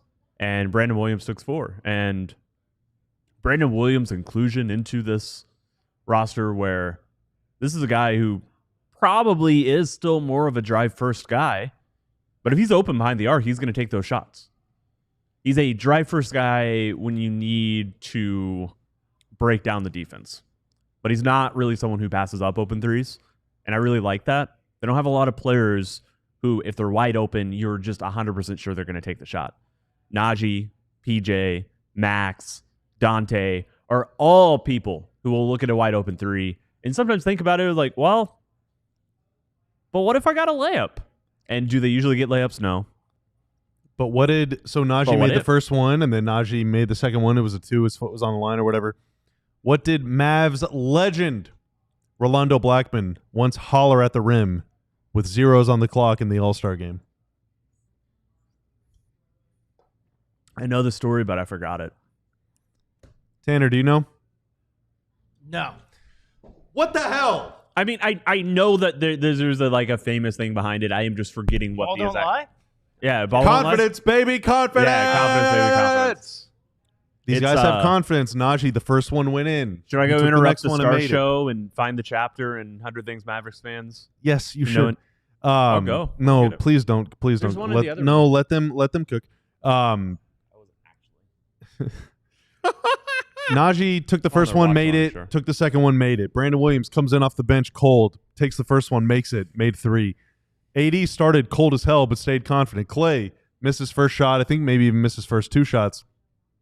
But you know Klay's confident. Klay will go 0 for 10 before he passes up an open shot. These guys are playing confident right now. Sacramento, meanwhile, every single possession down the floor, someone is holding in a little poopy. Yeah, someone is trying to hope that it doesn't squeak out. They're playing tight. The Mavs are playing loose. That's called lemon booty. That's what that's called. Yeah, the lemon booty. Yep, that's exactly right. That's what it's called. Okay. And you never heard that before? I don't know anything that you guys are talking about. When a team plays tight, yeah, that's playing with the lemon booty. Burger, you saying? Lemon booty? Lemon I don't booty. do that That's right. stuff. Okay. I've all Yes. passed it. Clarify. Yeah. That would have been gross. Well, they're just playing real tight, Tim. Thank you. Exactly. Yeah. Yeah. Okay. Come on, Tim. Get with it, man. They're playing like a bunch of lemons. By the way, we have a challenge that's been posed to us. So the Stars sold 10 shirts tonight during their watch along. We need 11. So I need 11 of you. Oh, we're getting a pretty late start on that one, but But still, I think they can make it happen. I think y'all can make it happen. I need 11 shirts bought. AllDLLS.com, AllCityNetwork.com. Go get your merch. Yeah, and if you don't want Mavs or Mavs adjacent gear, just buy a DLLS shirt like Bobby and Kevin got on. Sound like you missed the memo. Yeah. Because I do think that's probably a thing that... Farhan did just sign up. I have proof from GM Ben. Let's go. Shout out Farhan. Oh, we got a game coming back. Wow. Don't tell me y'all ain't heard the lemon booty reference. Like, come on now. Y'all quit playing with me in the chat. I've heard it. DLLS Cowboys talks about it all the time. Yeah, like, come on now. Y'all stop playing with me. Most disgusting thing you've ever heard in your life. You've lived a charmed life. You've been the All right. nice little life there. I've heard more disgusting things like on my walk to the bathroom. We are underway in the second half between the Mavericks and the Kings. Mavericks have 23 points coming into the second half against Sacramento. DeMar DeRozan, it's a little pull-up in the mid-range. Wow. Stars sold 16. Oh, my God. There's no time to waste. 16. Oh, I only saw 11 in our workspace, so... Sarah said, I've never heard of lemon booty, and it's upsetting. Sarah, stop playing with me. Is it upsetting that you hadn't heard of it, or is it upsetting that you've heard it? All right, no more floaters. Yeah, but he got fouled on it. He did. That's right. Shout out Classic Stengel over the Super Chat. $1.99. Did y'all hear the Agent Zero pod discussion for another night? They did one on Luka, right? Huh? They did one on Luka, I think. I just yawned. So Oh, they did some caffeine upstairs. Oh, my. All right. No, I didn't, but I did see the trailer for the Netflix documentary about Gilbert Arenas and Jarvis Crittenden. That's gonna be some must watch. There's an entire generation of NBA fans that probably have not heard that story. Oh my gosh! Like they're gonna be hearing it for the first time. Man, and that's a generation. The Jarvis Crittenden, Gilbert Arenas. That was such a scandal, dude. The gun incident. When they oh were my in, God, Washington. that was such a scandal. Yeah, of course, man. that was only 4 or 5 years or whatever after the Malice at the Palace. There was still this image issue and all that stuff. Like, it was just a massive, massive problem. Yes. Devin Carter getting the start for the Kings. Who's not out there? Was it, who? Keon Ellis. Oh, okay. Seems like a weird adjustment to make. Hey, And one. He's not going to get that? What? No. Dude, continuation, I say it all the time. Complete vibes call. It's just how you're feeling if you get continuation or not. Mm-hmm. It's not an invention by me. Y'all, come on, man. Please stop. Please stop. I know y'all heard this. Oh. Anthony Davis with the lob to Dereck Lively. It's getting ugly. That was horrendous defense. It's getting dude. ugly in Sacramento, The Kings man. are so ready to get out of here. Yeah, they're ready to go. That was embarrassing. NBA fans deserve better. Oh, my God. Yeah, Sabonis is. Oh, my God. Yeah, man. I feel sorry for Kings fans, honestly. First off, because they're Kings fans, but secondly, Like, what is Sabonis doing there? Like, he's just watching? Like,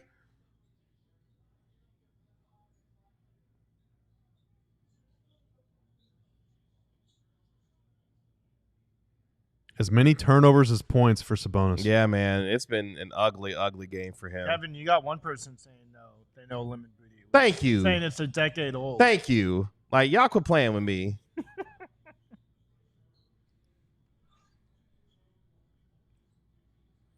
Kings smoking defense. layups, turning the ball over. Sabonis on another planet. Oh, wow. Oh, wow. Oh, and Lively missed a dunk. That would have been funny if he would have made it. Kings fans deserve better. They do. Sarah said, this game is so depressing. My gosh. Kings look done. At least we're not Kings fans. Oh, my God. Sarah, let me know. Why is it depressing? Tell me why it's depressing. I just want everyone to know Tim is just very casually enjoying chips and dip just off screen. Ben, this is a watch along, so that family show portion is kind of out the window. You said you were getting some caffeine. There you go. An unbranded soda.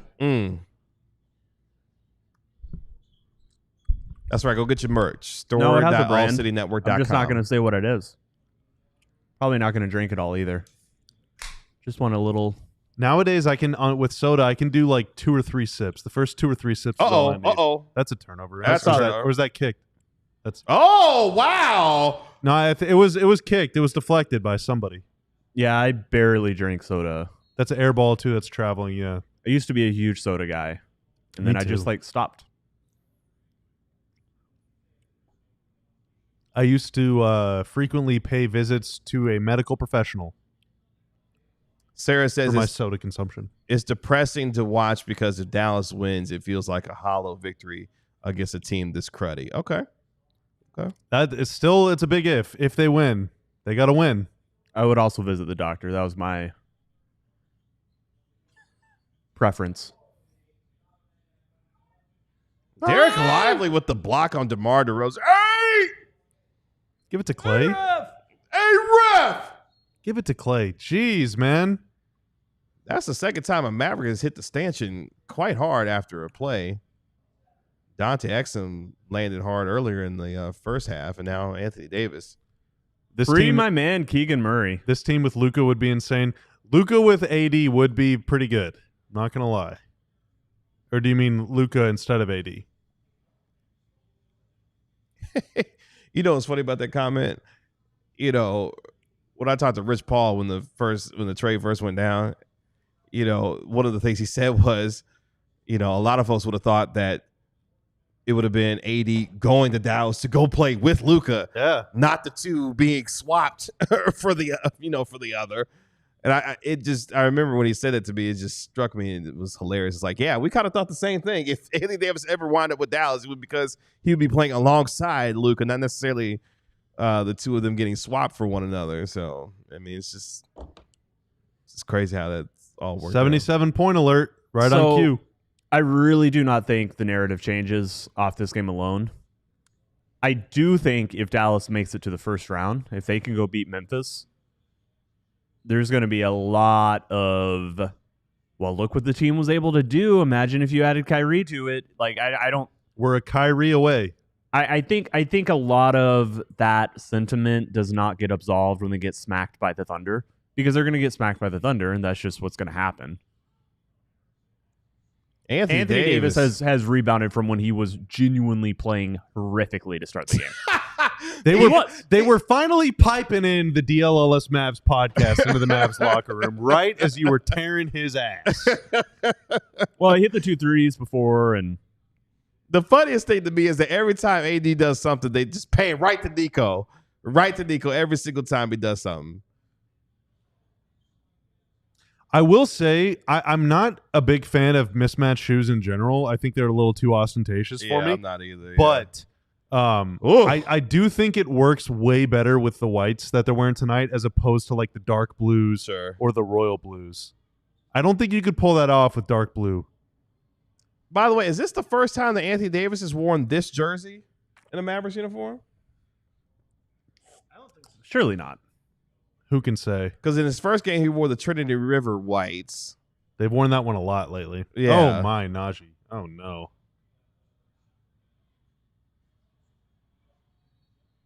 That's a Rick Carlisle timeout.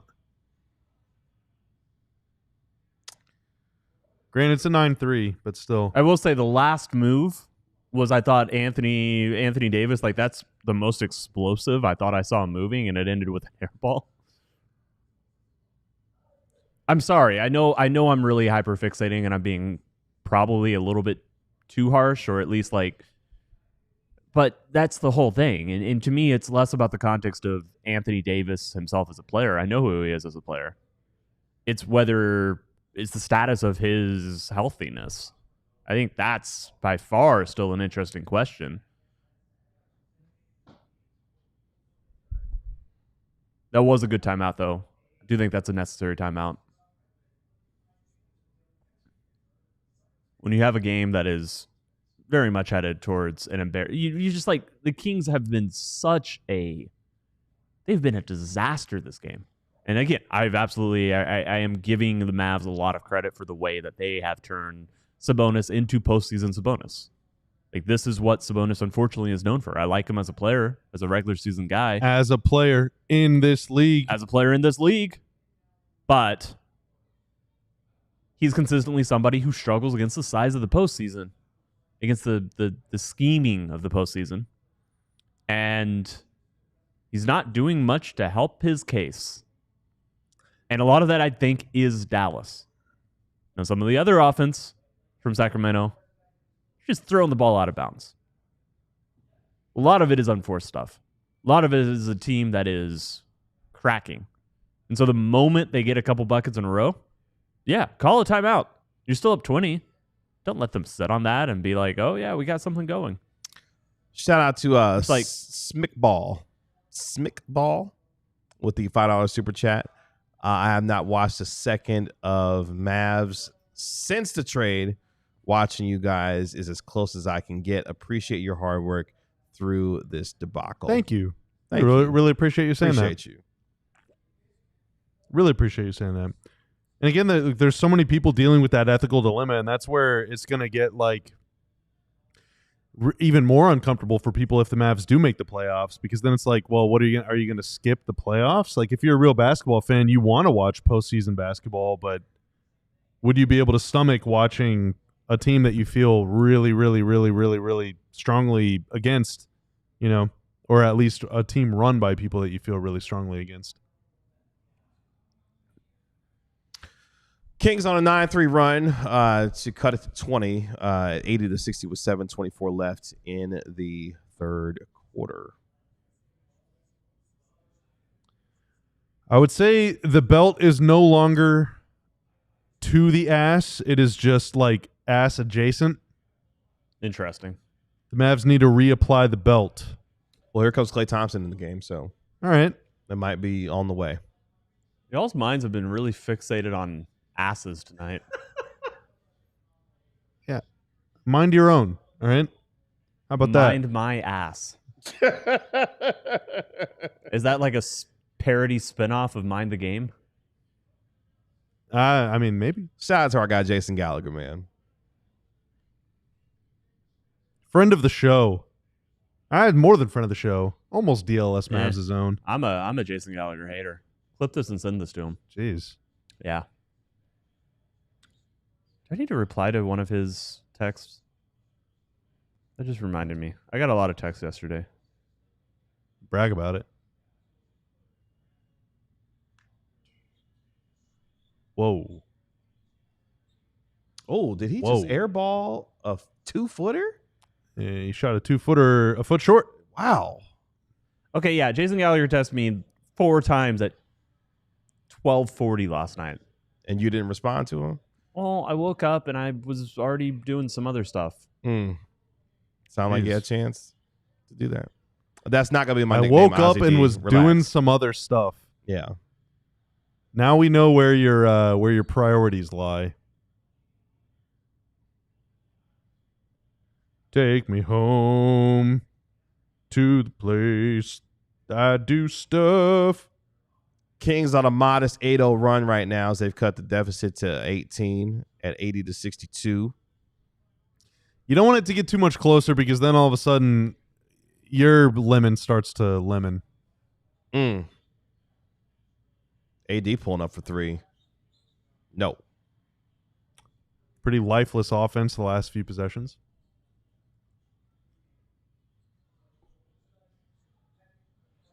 Which is kind of like the realization of that concern we had coming into this, which is if you don't have guards and have limited playmaking, your best option to create offense is off of stops, off of turnovers. I replied to Jason Gallagher, by the way. Oh, so. Now you did it. That's a 10-0 run for Sacramento. It's down to 16 as we are midway through the third quarter now. Buckle up, friends. As the Mavs up 80-64. Can I be honest? This is mostly coming because all of a sudden Dallas is getting really bad offensive possessions, which is allowing some semi-transition stuff for Sacramento. And then the Kings, Max Christie just wiped out the floor. Jeez. That's a foul. I don't know. I mean, your hand is all over it. Yeah, why would you challenge that if you're Sacramento? No, they should challenge it. I mean, well, get rid of the challenge so that we don't have to watch another one. Is that DeMar DeRozan's daughter? Oh, wow. Oh, is that who's been screaming at the... I don't want to misidentify a random child, but the context clue of yes, the headphones but also her at I don't want to misidentify a random child. From Classic Stain Lover with the $1.99 super chat. Agent Zero was saying, says it was all Patrick Dumont. Interesting. For what it's worth, I believe. I think I've said that as well. Tim McMahon's reported that. Like that is the consensus. Well, the press conference. You don't mean the trade, right? To be clear. No, the press conference. Is he saying that's? I don't know. I think he might be saying that the trade was all. Yeah, was all Patrick Dumont. There have been some other people that I do not believe to be the case. I mean, it's an important point of clarity that I would. Yeah, but yeah, we'll have time. Like we're gonna have a lot of time at some point soon to. Yeah, after June we will. Yeah. This is all after stuff that we can certainly circle our way back to. Oh, tough shot. That's a pretty shot from Zach LaVine. Outside of semi-transition stuff, the Kings offense does not look like it's fine. Shitting all over itself. Wow. Are y'all happy now? I did not ever even come close to saying that. All right. But it does not look noticeably better. You're right. The semi-transition stuff looks good, but the difference that I'm seeing right now is they're just actually making some tough shots now. And not turning the ball over. Yeah. And that's what I mean. It was really, really rough there for their first stretch. Yeah. And this at least looks better because they're not doing self-inflicted turnovers. Yeah. But Dallas is going to live with the Sacramento Kings hitting some long twos. Ardell says Cato busted a cuss and I feel better now. I already busted a few Okay, cusses. Be careful with the next thing that you say. Cusses. Okay. Jeez. That's Ardell's wording. Lock in. The reason why Spencer Dinwiddie is not playing because Brandon Williams has been good tonight. And there's no reason to play Spencer right now, honestly. Or ever. What? Who said that? He does give the Sacramento offense a focal point to attack when he's on the floor. Well, if he were on the floor. Man, Dante? I love that from Dante. I just love that. You have always been enamored with Dante Exum's layup package. Correct. That was a floater there, but you've always been enamored with his layup package. It just looks cool. Oh, I'm not disagreeing with you. Oh, get that out of here. Oh, he said, give me that shit too. Did you hear that? Yeah. You hit him with the give me that shit on the road. That is Dante Exum. Dante's Inferno. Forces a timeout as the Mavericks go back up. Inferno is beating their ass. 21-89-68. Daniel Gafford with the big block on DeMar DeRozan leading to a transition three by Dante Exum. Mavericks up 89-68 with just over 4 minutes left in the third quarter. That's right, Sam. That's right. That's right, Sam. That's right, Sam. That's right, Sam. Yeah, unfortunately, the Stars ended their season on a 7-game winless streak.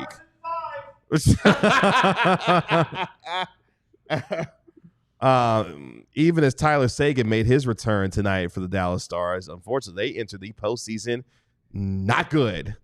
Things have been better around here. Yeah, man. And by the way, they could see the Colorado Avalanche in the first round of the Western Conference playoffs through the Stars on their 7-game winless streak to end the season. I feel like a star would be hot enough to just completely melt an Avalanche. Well, let's hope that's what happens when the first round comes, because my gosh.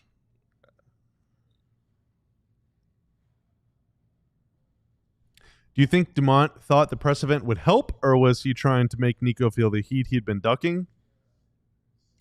That's a really good question. It is a really good question. Time will probably tell. I'm sure some people might have inklings, but I don't know, man. I don't know. I don't have a great inkling yet. I mean, I will say it would be like a weird power play to like make him just feel really uncomfortable for no reason. I'm sure that he probably, if I had to guess, he thought that it would help. And even if Nico was like, yeah, I really don't want to do that, or I would rather not, he was like, that's cool. You're going to do it still. So I think it was probably more motivated by the fact that he thought it would help. And then it was, yeah, you don't have a choice. There was obviously some degree of the Mavericks and of Rick Welts wanting to push the fact that have committed to building a new arena. Credit to the Mavs PR staff that they did not like go over the top trying to make that entire hour into that. In fact, did not, outside of, an opening statement from Welts where he said, he felt like it's been undercovered by the local media, the new arena, which again, I really don't agree at all. Like, that's nice. It's a long time away and there's more pressing issues to worry about. Yeah. But true. Outside of that opening statement, and there were a few questions asked about it, I do not, it was not something that PR ever, was like, cough. Can you guys ask some arena questions? There was none of that in that boardroom yesterday. So I'm appreciative of that. But everybody understood that because Nico hadn't talked, whatever you thought of the format, and I can tell you, not everybody in the franchise, in fact, quite a few people in the franchise that I've talked to, and probably a bunch more beyond that, are just baffled with the decision-making wherever it came from. I can absolutely tell you that. But, yeah, I don't fully know. And it has not been, I don't know who has great... I don't know if there's a lot of info coming to any media member right now from the Dumont camp. And I don't know how well people around the Mavericks really know what Dumont's thinking, because the situation is so new and, he's really still only been here a fairly short amount of time. I guess it is coming up on 2 years. I think it's a year and a half. But yeah, I can't tell you for sure exactly why Dumont pushed Nico into doing something he didn't want to do. But as I ended yesterday's show, I think just about the last thing I said, yesterday's show, oh my God, that feels a long time ago. I think it's the first time since Dumont bought the team that Nico's been made to do something he didn't want to do. And I asked a couple people around the team, how much that sounded right. There's one or two things that got pointed out to me. Things kind of loosely involving the Welts situation. But yeah, for the most part, he's had pretty much close to total control to do what he wants in his sphere of operation. And this was an instance where that was not the case. And I think getting to the bottom, understanding why that was the case, is very interesting. And I'll stop monologuing as we still do have a game to cover. And it's Kings ball. Up, down 19, 2:50 left in the third quarter. I guess I'm still monologuing, so I lied to y'all. Mass asked if I think the Mavs can do this to OKC. No, I don't. I don't. Yeah, I mean, no matter what happens in this play-in tournament, asking a team with no true point guard, Brandon Williams, to beat Shai Gilgeous-Alexander and the Oklahoma City Thunder in a 7-game series. I mean, it's not going to happen.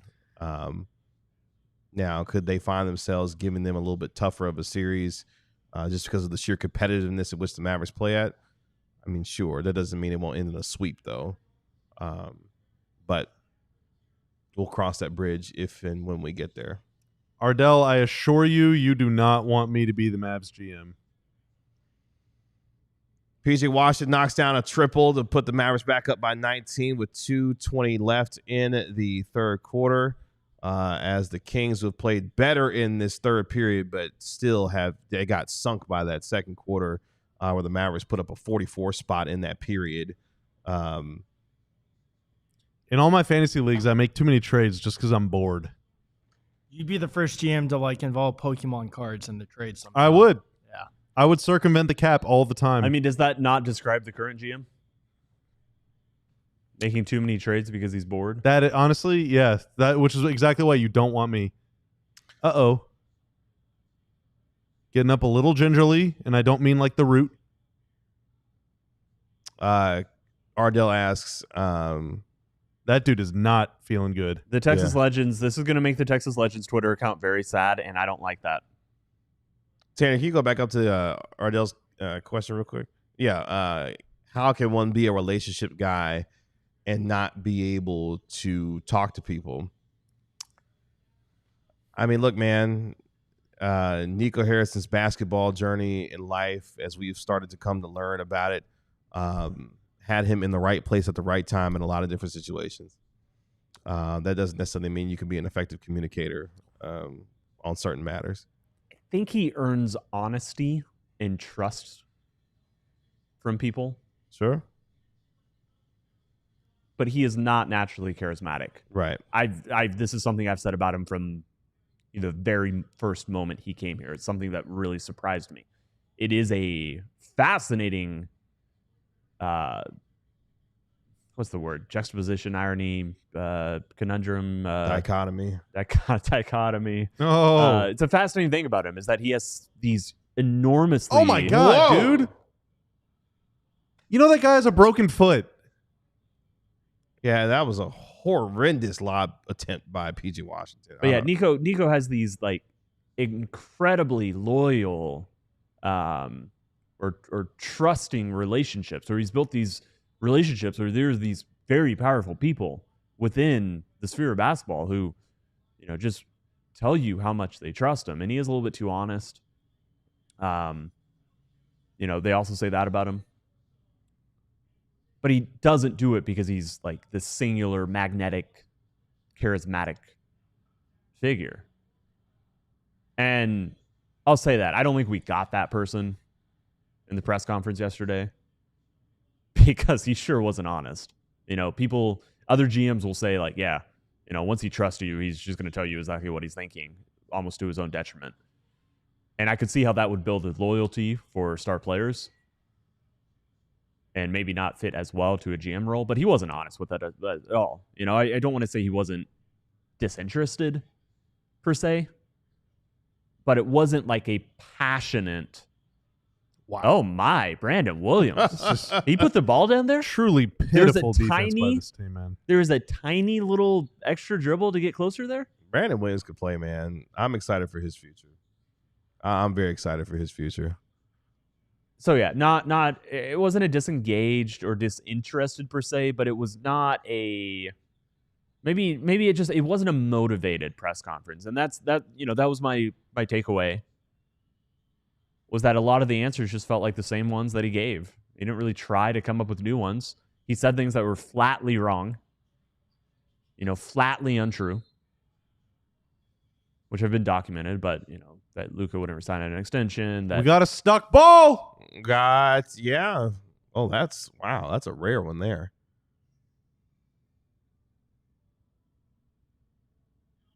Where's that guy is not nearly tall enough. Where's Boban where you need him? Chris Lobb says there's some other awful things they believe about Luka that is ESPN and said.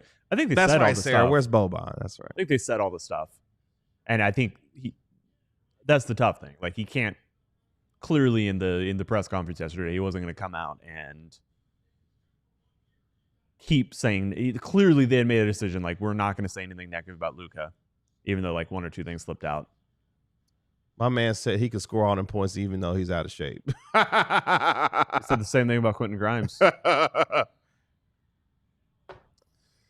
Ben Taylor, just like chill out, dude. No one cares. Yeah, Ben Taylor's starting to insert himself into this game, and I don't like it. Just it's 11 p.m. right now. By the way, speaking of Quentin Grimes, watching his reaction, watching him tell the story about his reaction to the Luka Doncic trade, hilarious, absolutely hilarious on the Young Man at 3 podcast.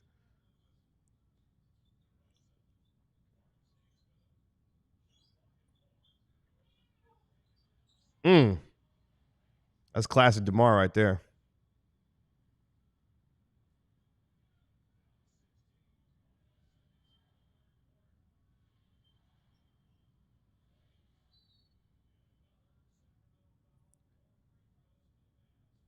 That's a bad foul.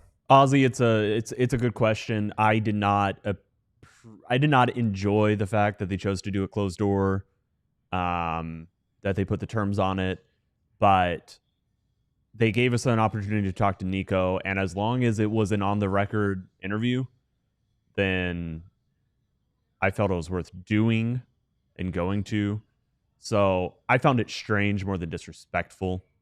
Now, back when I first heard that this might happen, I asked some people, like, is this going to be like completely off the record, or are we not even going to have the ability to record it? And it was all very unclear at the time, or at least like some of the first people I talked to about. If it had been an off the record chat, I would have seriously considered whether I would have gone to it, because at that point, it just feels like they're asking you to, to some level carry water. Like, hey, Nico will give you all the real reasons this happened. But as long as it was on the record, and it was on the record, even in, I'm ultimately, I started as a print journalist. I find it odd and strange, but disrespectful, I think, is a touch harsher than what I felt about this situation. Mark Stein certainly had his issues with him, and I agree. It should have been open. Like, it should have been much sooner, and it should have been open. But we are at the end of 3 in Sacramento. Your Dallas Mavericks up 99-81 at the end of 3 quarters. DeMar DeRozan had 15 points for Sacramento in that third period. Anthony Davis had 9 for Dallas as the Mavericks maintained their 18-point lead. Essentially, both teams trading baskets in that third quarter. The Kings did outscore Dallas 33-28, but obviously not getting enough stops to make a significant dent into the lead. So we go into the fourth quarter with the Mavericks sitting 1 quarter away from setting up a date with Memphis on Friday for the number 8 seed in the Western Conference. Through 3 quarters, Anthony Davis, your leading scorer for Dallas, with 21 points, just 6 of 16 from the field, but he's got 21. PJ Washington's got 15. Klay Thompson did not score a point in that third quarter. He still remains with 16 points. Brandon Williams, 15 points on the night for Dallas. Meanwhile, DeMar DeRozan, one of only 2 Kings in double figures. He's got 28, and Zach LaVine's got 15. Bobby, to your point, as you said during the pregame show, my man can go 18 to 25 for 36 points. But as long as everything else the Mavericks do, especially against the rest of the Kings, holds, then they'll be fine. And that's kind of how it's playing out right now. So that is where we are through 3. We appreciate you joining us here on our DLLS Mavs watch along. Make sure you hit the like button while you're here, as well as we'll have our post-game show with our National NBA insider Mark Stein joining us live in studio as well at the conclusion of tonight's festivities. Before we get to the beginning of the fourth quarter here, Minotaur Moreno with the $4.99 super chat. True or false for the panel? Nico Harrison will be the Mavericks GM starting the 2027 season. False. That's 3 years. Yep, that's 3 years. So at 25, 26, 26, 27. So, like, will he be here at the end of his third? I would say false, but Yeah, I think that'll be he'll do his final 3 years and then be out of here. The moves that he made. Clear. Well, what they're saying is he going to even make it to his 3rd year? Oh, like he's saying. I think so. I would guess false. I think that it has got at this point. I've gone him back and forth. I've yet to receive any indication that they're not committed to Nico going into next season and the core. And I thought Sham's report that Kyrie, is likely to sign a 3-year deal. That kind of syncs them up with all those timelines. I don't think Shams would report that if there is any concern about like AD sticking around, because I think Kyrie is fairly synergized with Clutch, and Brandon Williams looks pretty good. I think the injury concerns are abated. So yeah, really the only person that could change the momentum of just keeping this team together and having Nico back in charge, because let me tell you, Anthony, if they were to, I do not think they can keep this team together and move on from Nico. I do not believe they can do that at all. That is a situation where Anthony Davis would be like, why am I here? I think a big reason why he's here, a big motivation to be here, is that Nico's here. So I do think all the momentum is headed towards them running this back. But again, and I've said this, like, it's very difficult to know exactly what Dumont is thinking. I thought the press conference was interesting. I don't know what exactly it means. Or the media interview. Stein's right. We shouldn't call it a press conference. I thought it was very interesting, but I don't know what it means. I think all the momentum's headed towards them running it back with Nico in charge. But Dumont at some point could step in and say things have gone too far. Now, I was talking to somebody, NBA assistant who works for another team last night. Made an astute point. The quickest way to get fired from a job in the NBA is to embarrass a billionaire. He's right. And Dumont has been embarrassed. Yeah, on several occasions. It does, an entire arena, like getting booed. That's obviously the biggest moment, but there's been a lot of embarrassment. And I do think it's really telling that, Nico, I promise you, Nico at no point ever told him, yeah, we're making this trade, but you might get booed at a home game and you can't show up for 6 weeks. That was not part of the deal. That's pretty embarrassing on Dumont's part. But if you fire Nico, if you go that route, you have to come back and you have to profusely apologize. And you have to say you trusted people you shouldn't. That's pretty embarrassing too. So I don't know which situation is going to win out. I think everything's headed in that direction, but it is still possible Dumont were to step in. Maybe he sees more revenue numbers, or if things keep going badly, if they get blown out in Memphis, I think that overwrites this stuff. If they go out, that's why we were mentioning the possibility of the Sacramento could do fired Nico chance. You want me to break this in front of you? Is that what you want me to do? Oh my God, get that shit out of here. You want me to break this in front of you? Because I will smash anyway, this on I'm running the floor. out of steam on this. Get that shit out of here. There you go. Yeah. Great camera. No. I'm over here. Over here. He wants me to just smash on the floor. By the way, John Anderson from BSTN. No. Hey, right.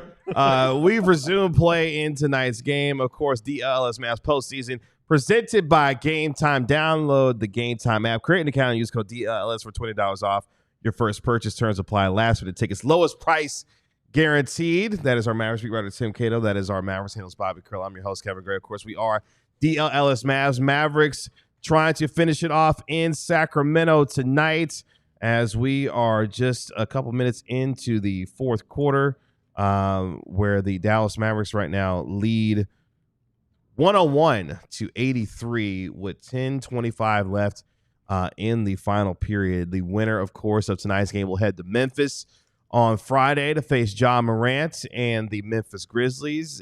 We are in a timeout after the Sacramento Kings, I think, made a really bad challenge here. They are challenging a charging foul. Desperate times. That was called on them. Offensive foul that was called on Keegan Murray. They're challenging that call. I think they're going to lose that challenge. And Dallas will retain the basketball. So this game really swung in the second quarter, where the Mavericks outscored the Kings 44-19. Klay Thompson had 16 massive points in that second quarter. The Mavericks went 8 of 12 from downtown in that period as well. The Kings had 10 turnovers, and a game where the Kings actually led at the end of 129 to 27. It all swung in that second quarter, where the Mavericks just thoroughly dominated that period, and they've been able to maintain their lead since then as we move toward the end of the game here. Andres, I was eating some chips. It's a nice salty snack. Yeah, of course that was unsuccessful. That was a horrendous challenge. That's a terrible challenge. Yeah, I don't understand. First off, he was pushed into him. Secondly, he was standing still. Caleb Martin, defense wins championships. That's right. You're damn right. That's right. Bro, they still running Steve Javy out here doing this? Hell yeah, man. They still running Steve Javy out here with the rules analysis. Speaking of Rich Paul, he's sitting there courtside tonight. I got some beer. Don't you worry. I got a beer. We were talking about Rich Paul. Who's sitting courtside? Rich Paul. Oh, yeah? Yeah. Does he rep any of the Kings players? He's on the Maverick side.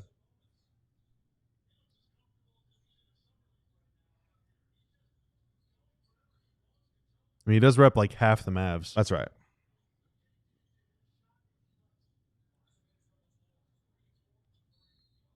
Does he represent DeMar? Maybe DeMar DeRozan? Yeah, I don't know. Maybe. I think DeMar switched agents before. I'm not sure though. He did not used to be with Clutch. I don't know if he is right now or not.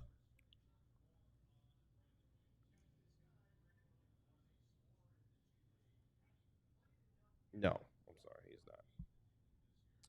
Aaron Goodwin. He's with Aaron Goodwin. Yeah, I don't think he used to be with Aaron Goodwin. But who can say? I mean, there's no way to know. Who knows?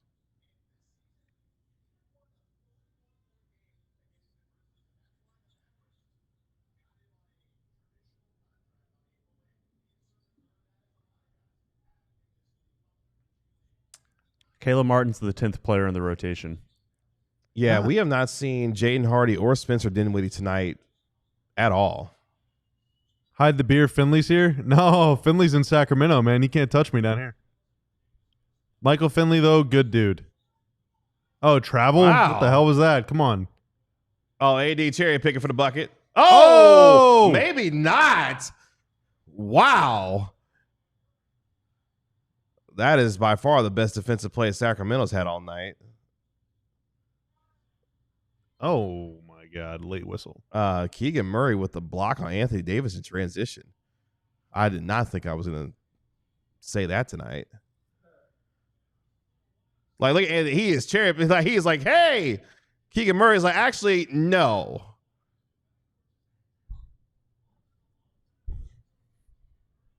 Yeah. Zach LaVine is with Clutch. Okay. Trey Lyles is as well. Okay. Oh, yeah. Trey Lyles. That's right.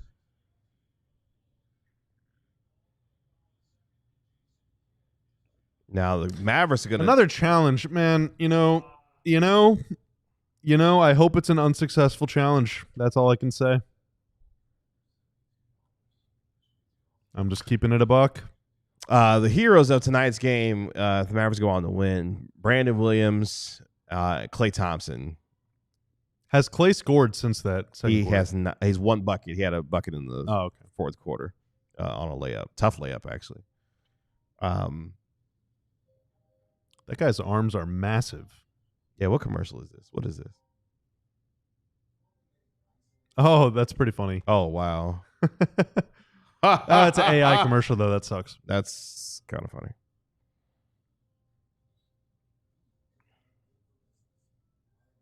Yeah, whatever. I mean, it feels.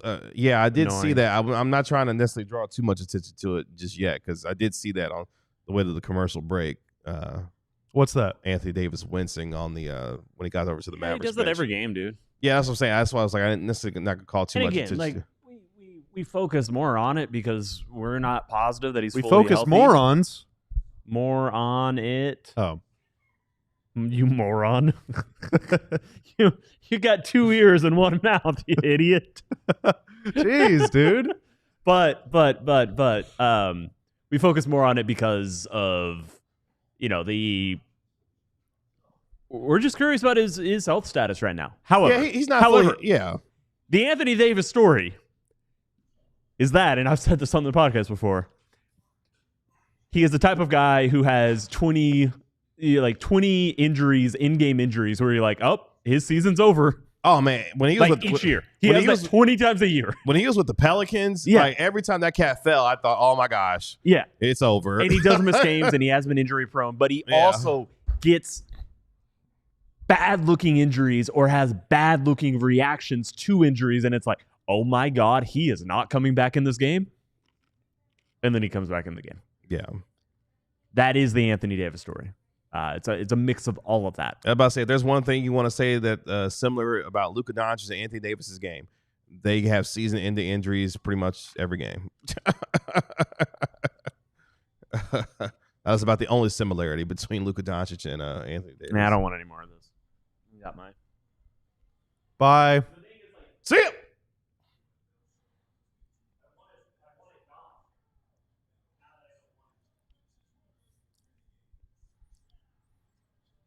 The one downside of games that kind of go like this is like the first 1.5 quarters are fun whenever they open up the lead.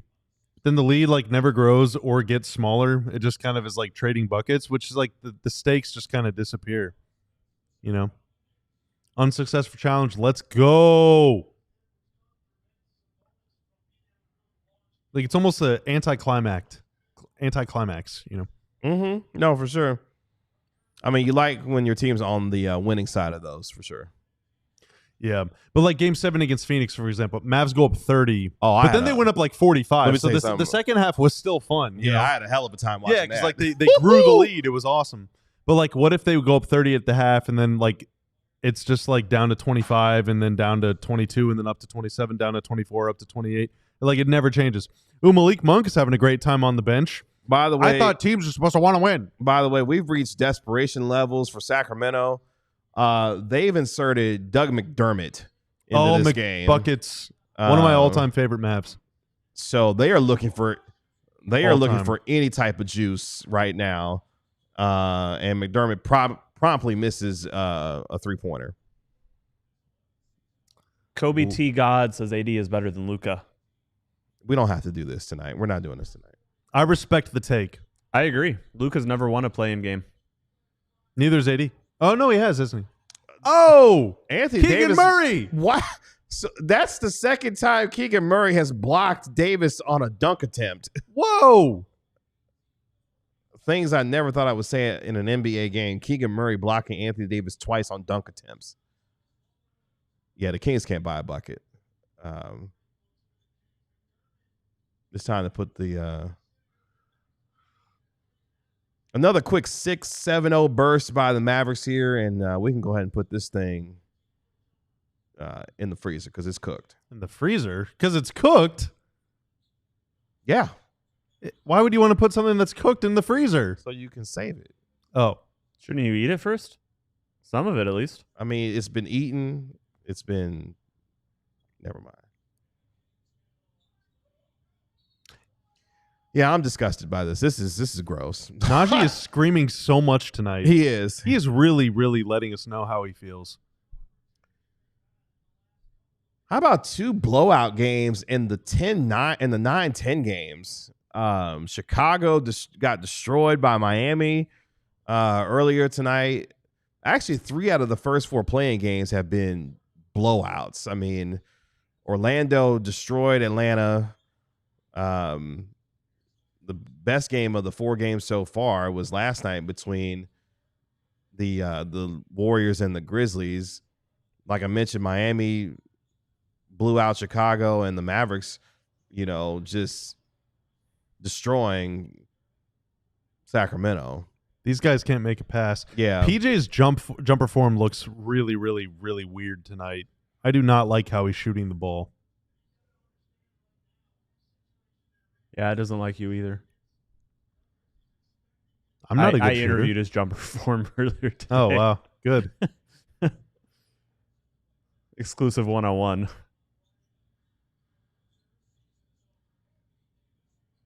Anthony Davis with a jumper to put the Mavs up 20 with 7 minutes left in this game.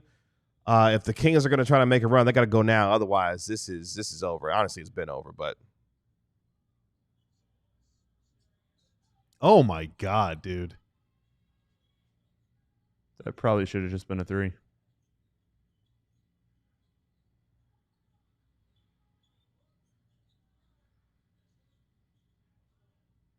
Jeez.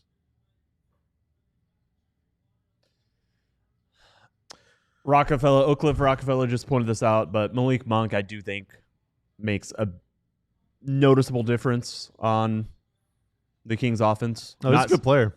He's a good player. I'm not whatsoever like this was pretty pathetic. Yeah, that'll about do it. This was pretty pathetic from the Kings. Light the cigars. Yeah, that'll Dallas about do it. Absolutely had some effect on that.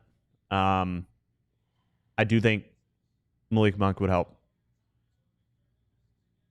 Would have helped just add some competency. And just help because they had another shooter on the floor. Not that he's a good defender, not that it would have. So the Mavericks are going to go on to win this game. They're going to meet Memphis on Friday for the number 8 seed, as the Kings have just simply, in this fourth quarter, they can't buy a bucket. They're turning the ball over. AD's hit a couple of buckets to really put this thing away, as they're up 22 with 5.5 minutes left in this game. As Keegan Murray hits a 3 to make it a 19. Good things look like they're happening on accident.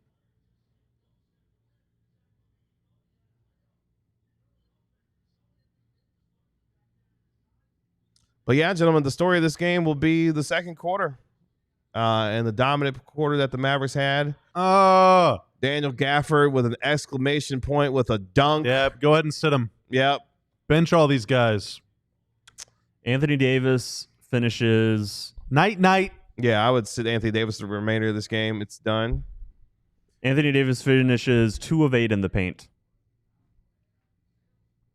Yeah, that's the interesting thing about tonight's game, is that Anthony Davis, from an offensive standpoint, shooting the ball wasn't necessarily great, but he didn't necessarily have to be, because his other guys picked him up in tonight's game. So, and I feel I should say this just one last time. It's a watch along. We've been talking for a long time. Yeah. The reason I'm harping on this is not because of who Anthony Davis is as a player. I know how good he is. We all know how good he is. Go ahead. Yeah. I can monologue for a second. The reason I'm harping on this is that it really matters if Dallas is going to win the next game. If they're going to have a chance against the Thunder. They do not have a chance against the Thunder. But any chance of Dallas, like, even being competitive in a series like that, requires Anthony Davis to be at his absolute best. To me, the fact that he had a fairly mediocre offensive game, it got better after a rough start, that I thought the defense was hit or miss. I thought most of the worst moments were a moment about effort, getting back. I'm not going to chalk up that bizarre goaltending to like his overall defensive performance. Really, really weird moment. But yeah, if Anthony Davis isn't that good, I do worry about how he's going to handle Memphis. It does stand out to me. He is now 3 of 9. He's going to finish 3 of 9 in the paint after that last jumper just got added on. There you could argue 3 of 10. He took one right at the free throw line. Would you call that a paint jumper? Paint? I don't know. You got to make a call. Is that paint or not? Well, AD someone is hurt. Well, that moment was kind of on the nose of exactly what I was talking about. Anthony Davis. Is he bleeding from the lip? Okay. Oh, he got Okay. I take it back. That does not speak to what I was saying. Okay, I take it back. That does not speak to what I was saying. He got Holy smacked moly. across the face. That fucking hurts.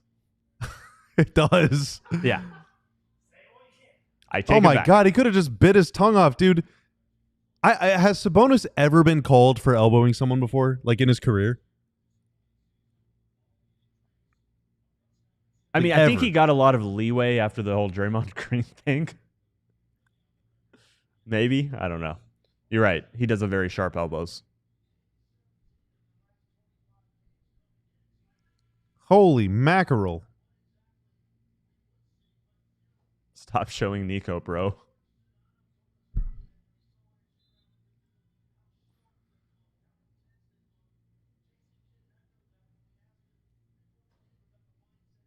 I do I think that, you know, one of the biggest mistakes that we've made as a civilization is allowing that's Shenton. Role players to argue foul calls. But I do think if a guy gets a bloody lip and does not get a foul call, he should be able to say whatever he wants to the refs. I think you should get a hall pass. You don't get a tech no matter what you say. You can chain together. You can pull off a 32x combo. You're not going to get a tech.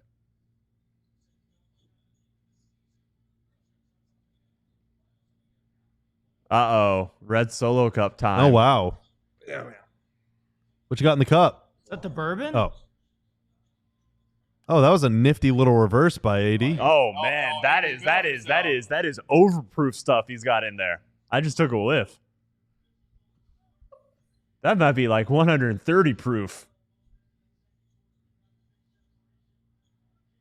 Yeah, I just feel bad. I just stop this. Just stop the fight. Come on. Tap out. This is over. It's time for the King. Well, the Kings waved the white flag in the second quarter. Gaff only has 9 points. I'm going. You were witnessing a total collapse in real time, folks. I'm 1 for 3 on sleeper. Ow! Gafford didn't end up hitting. Gafford has 9. What'd you said over 10? Needed 10. Yeah, he was at more than 8.5 was the line. So I not the line. The man, I was about to gloat. Option. I thought yeah. just based off eye test, I thought Gafford had actually done enough to get it, and I knew. No, he missed a free throw. He missed a free throw. Yeah, DeRozan has 30, and then I did not know that Sabonis would literally play as a pumpkin for all 35 and 23. Okay, so I didn't enunciate this to you. You were Bobby was asking me about his picks, and I was like, I don't feel good about the Sabonis one, but I didn't enunciate it well. I should have enunciated better. That 25.5 is just not very many. Sabonis does this in the postseason. 18 and 8 is nothing. It's nothing. That's what he gets. Not in the postseason. I know, but this isn't the postseason. This is the play-in. Totally different. Let's see what his postseason averages are. What about his play-in averages? Well, let's start with postseason because that's easier to find. Last season it was 16 and 5. Bobby Marks with probably the most esoteric tweet of all time. Brandon Williams might be the best $47,000 a team has spent at the end of the regular season. The most esoteric. I tweeted tonight earlier, so inspiring for Matisse Buzelis to be succeeding like this after all that Daniel Day-Lewis put him through. Okay, well, first off, lottery pick. Secondly, multiple Oscar-winning actor, right? Yes. What is Brandon Williams on the book for next year? Is it the minimum? Yeah, it would have to be. Right? It's not on Spotrac, so I don't know. I believe it would have to be the minimum. Yeah, I don't know. I mean, I don't think you can. It's a pretty nice little deal, if so. Oh, did we get a super chat? Yep. Ozzy D, $1.99. Thank you, Ozzy. Somebody had asked me, Lance had asked me earlier and had indicated that he maybe heard that some of it is partially guaranteed. I honestly just haven't asked about that, but I would be very surprised if it wasn't partially guaranteed in some way. Now the question is it something that's going to, when would be the guarantee trigger? That would be the interesting question.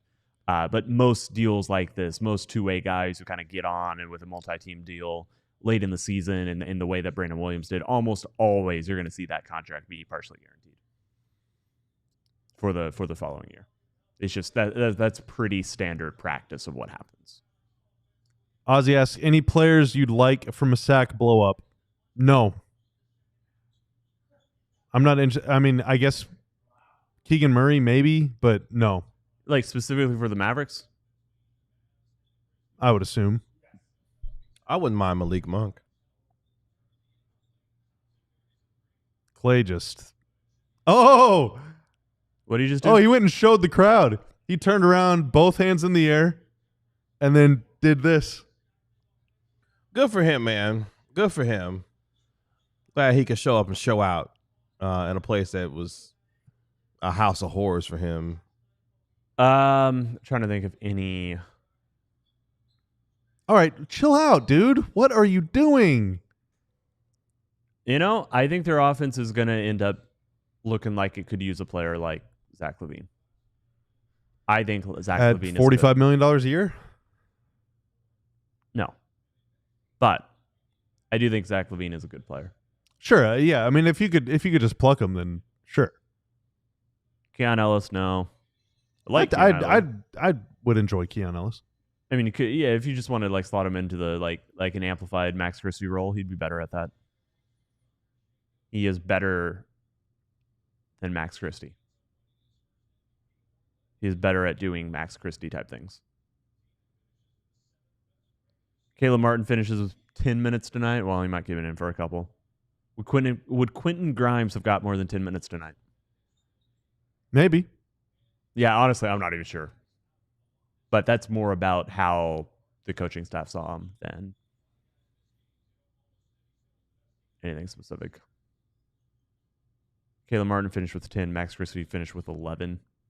Could make an argument that 21 minutes to Quentin Grimes would have been the play. Timeout. It's over. Mavericks are going to go on to win tonight's game. They are up 120-98 with 2 minutes left in this game. They are going to set up a date with Memphis on Friday. You want to guess what time that game starts, Bobby?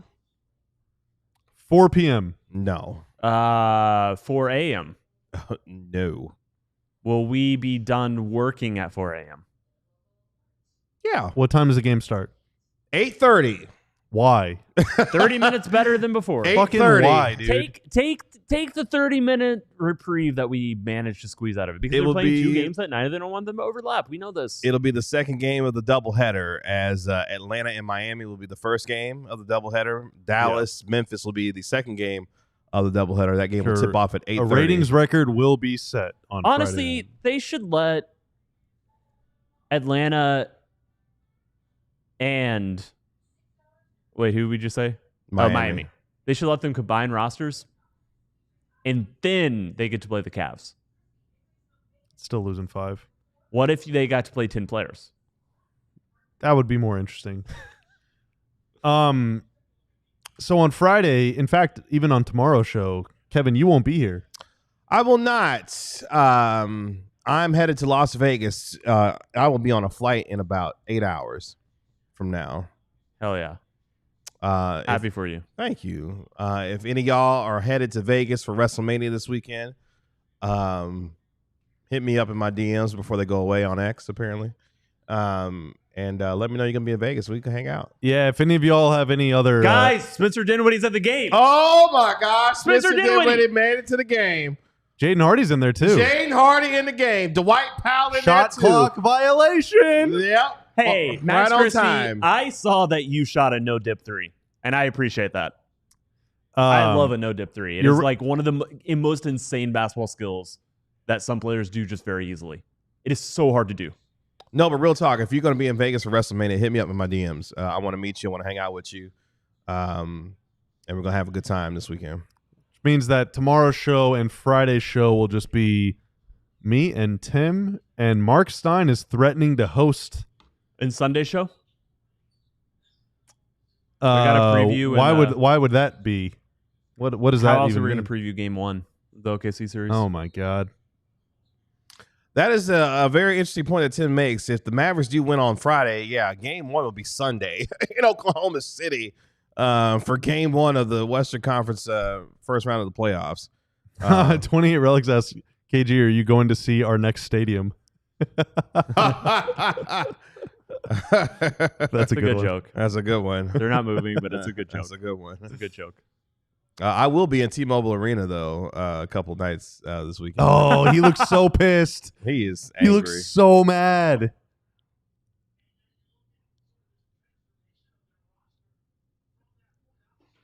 Dude, literally, they got to get rid of everybody on that team, man. It's just that team is going nowhere. They gotta blow it up to start all the way over. Damn. Yeah, and they just traded their most valuable player and did not get a single pick back. At least the Mavs got one. At least. Yeah. It does kind of suck, though, because I think the Kings is a cool name, and I also really like purple. And so it's kind of a bummer to see a team with cool colors and a cool name down. My girlfriend asked her they were playing tonight, and I said this team is Sacramento, and she tried to guess the name, and then I said it was the Kings, and she laughed really hard. Why is that funny? Serious. I don't know. You'd have to ask her. Does she not know the extensive history about how they moved from Kansas City? Why is Kansas City known for Kings? KG, do you know? No. Me neither. No. They got castles out there? Maybe. Do they? No, Serfdom? we do not. We're the city of fountains. Which if one American state had to go to a monarchy, is Missouri most likely? There's 10 seconds left. I think Missouri is It's most likely. way too late in the broadcast. Yeah, it's not. Okay, first segment of our post-game show. Which American state is most likely to revert to a monarchical Sacramento. society? That is it. Thanks for playing. See y'all on Friday, but actually tomorrow. Your Dallas Mavericks, 120. Sacramento, 106. The Dallas Mavericks, your Dallas Mavericks, headed to Memphis, Tennessee on Friday night. Light the beam. For a date with Ja Morant and the Memphis Grizzlies, where the winner of that game will be the 8th seed and will head to Oklahoma City to take on the number 1 seed and the number 1 team in the NBA record-wise this season in the Oklahoma City Thunder. We really appreciate you joining us here on our DLLS Mavs. Don't go anywhere. Presented by Game Time. Hello, Mark Stein. We will be back in about 10 minutes or so for our official DLLS Mavs post-game show. We'll be joined by our national NBA insider, Mark Stein, where he will be able to gloat with his guarantee after the Mavericks got it done. Again, 120-106. My question's getting a lot of engagement in the chat. We appreciate our guy Tanner. Many great minds were not recognized. Relax in their times. Appreciate our guy Tanner making us look good and sound good. That is our Mavericks analyst Bobby Carell. That's our Mavericks rebounder Tim Cato. I'm Kevin Gray. We'll see you here in just a few minutes in our new stream DLLS Mavs postgame show coming up on DLLS Sports. Y'all be good. Peace. We all silly like the mayor.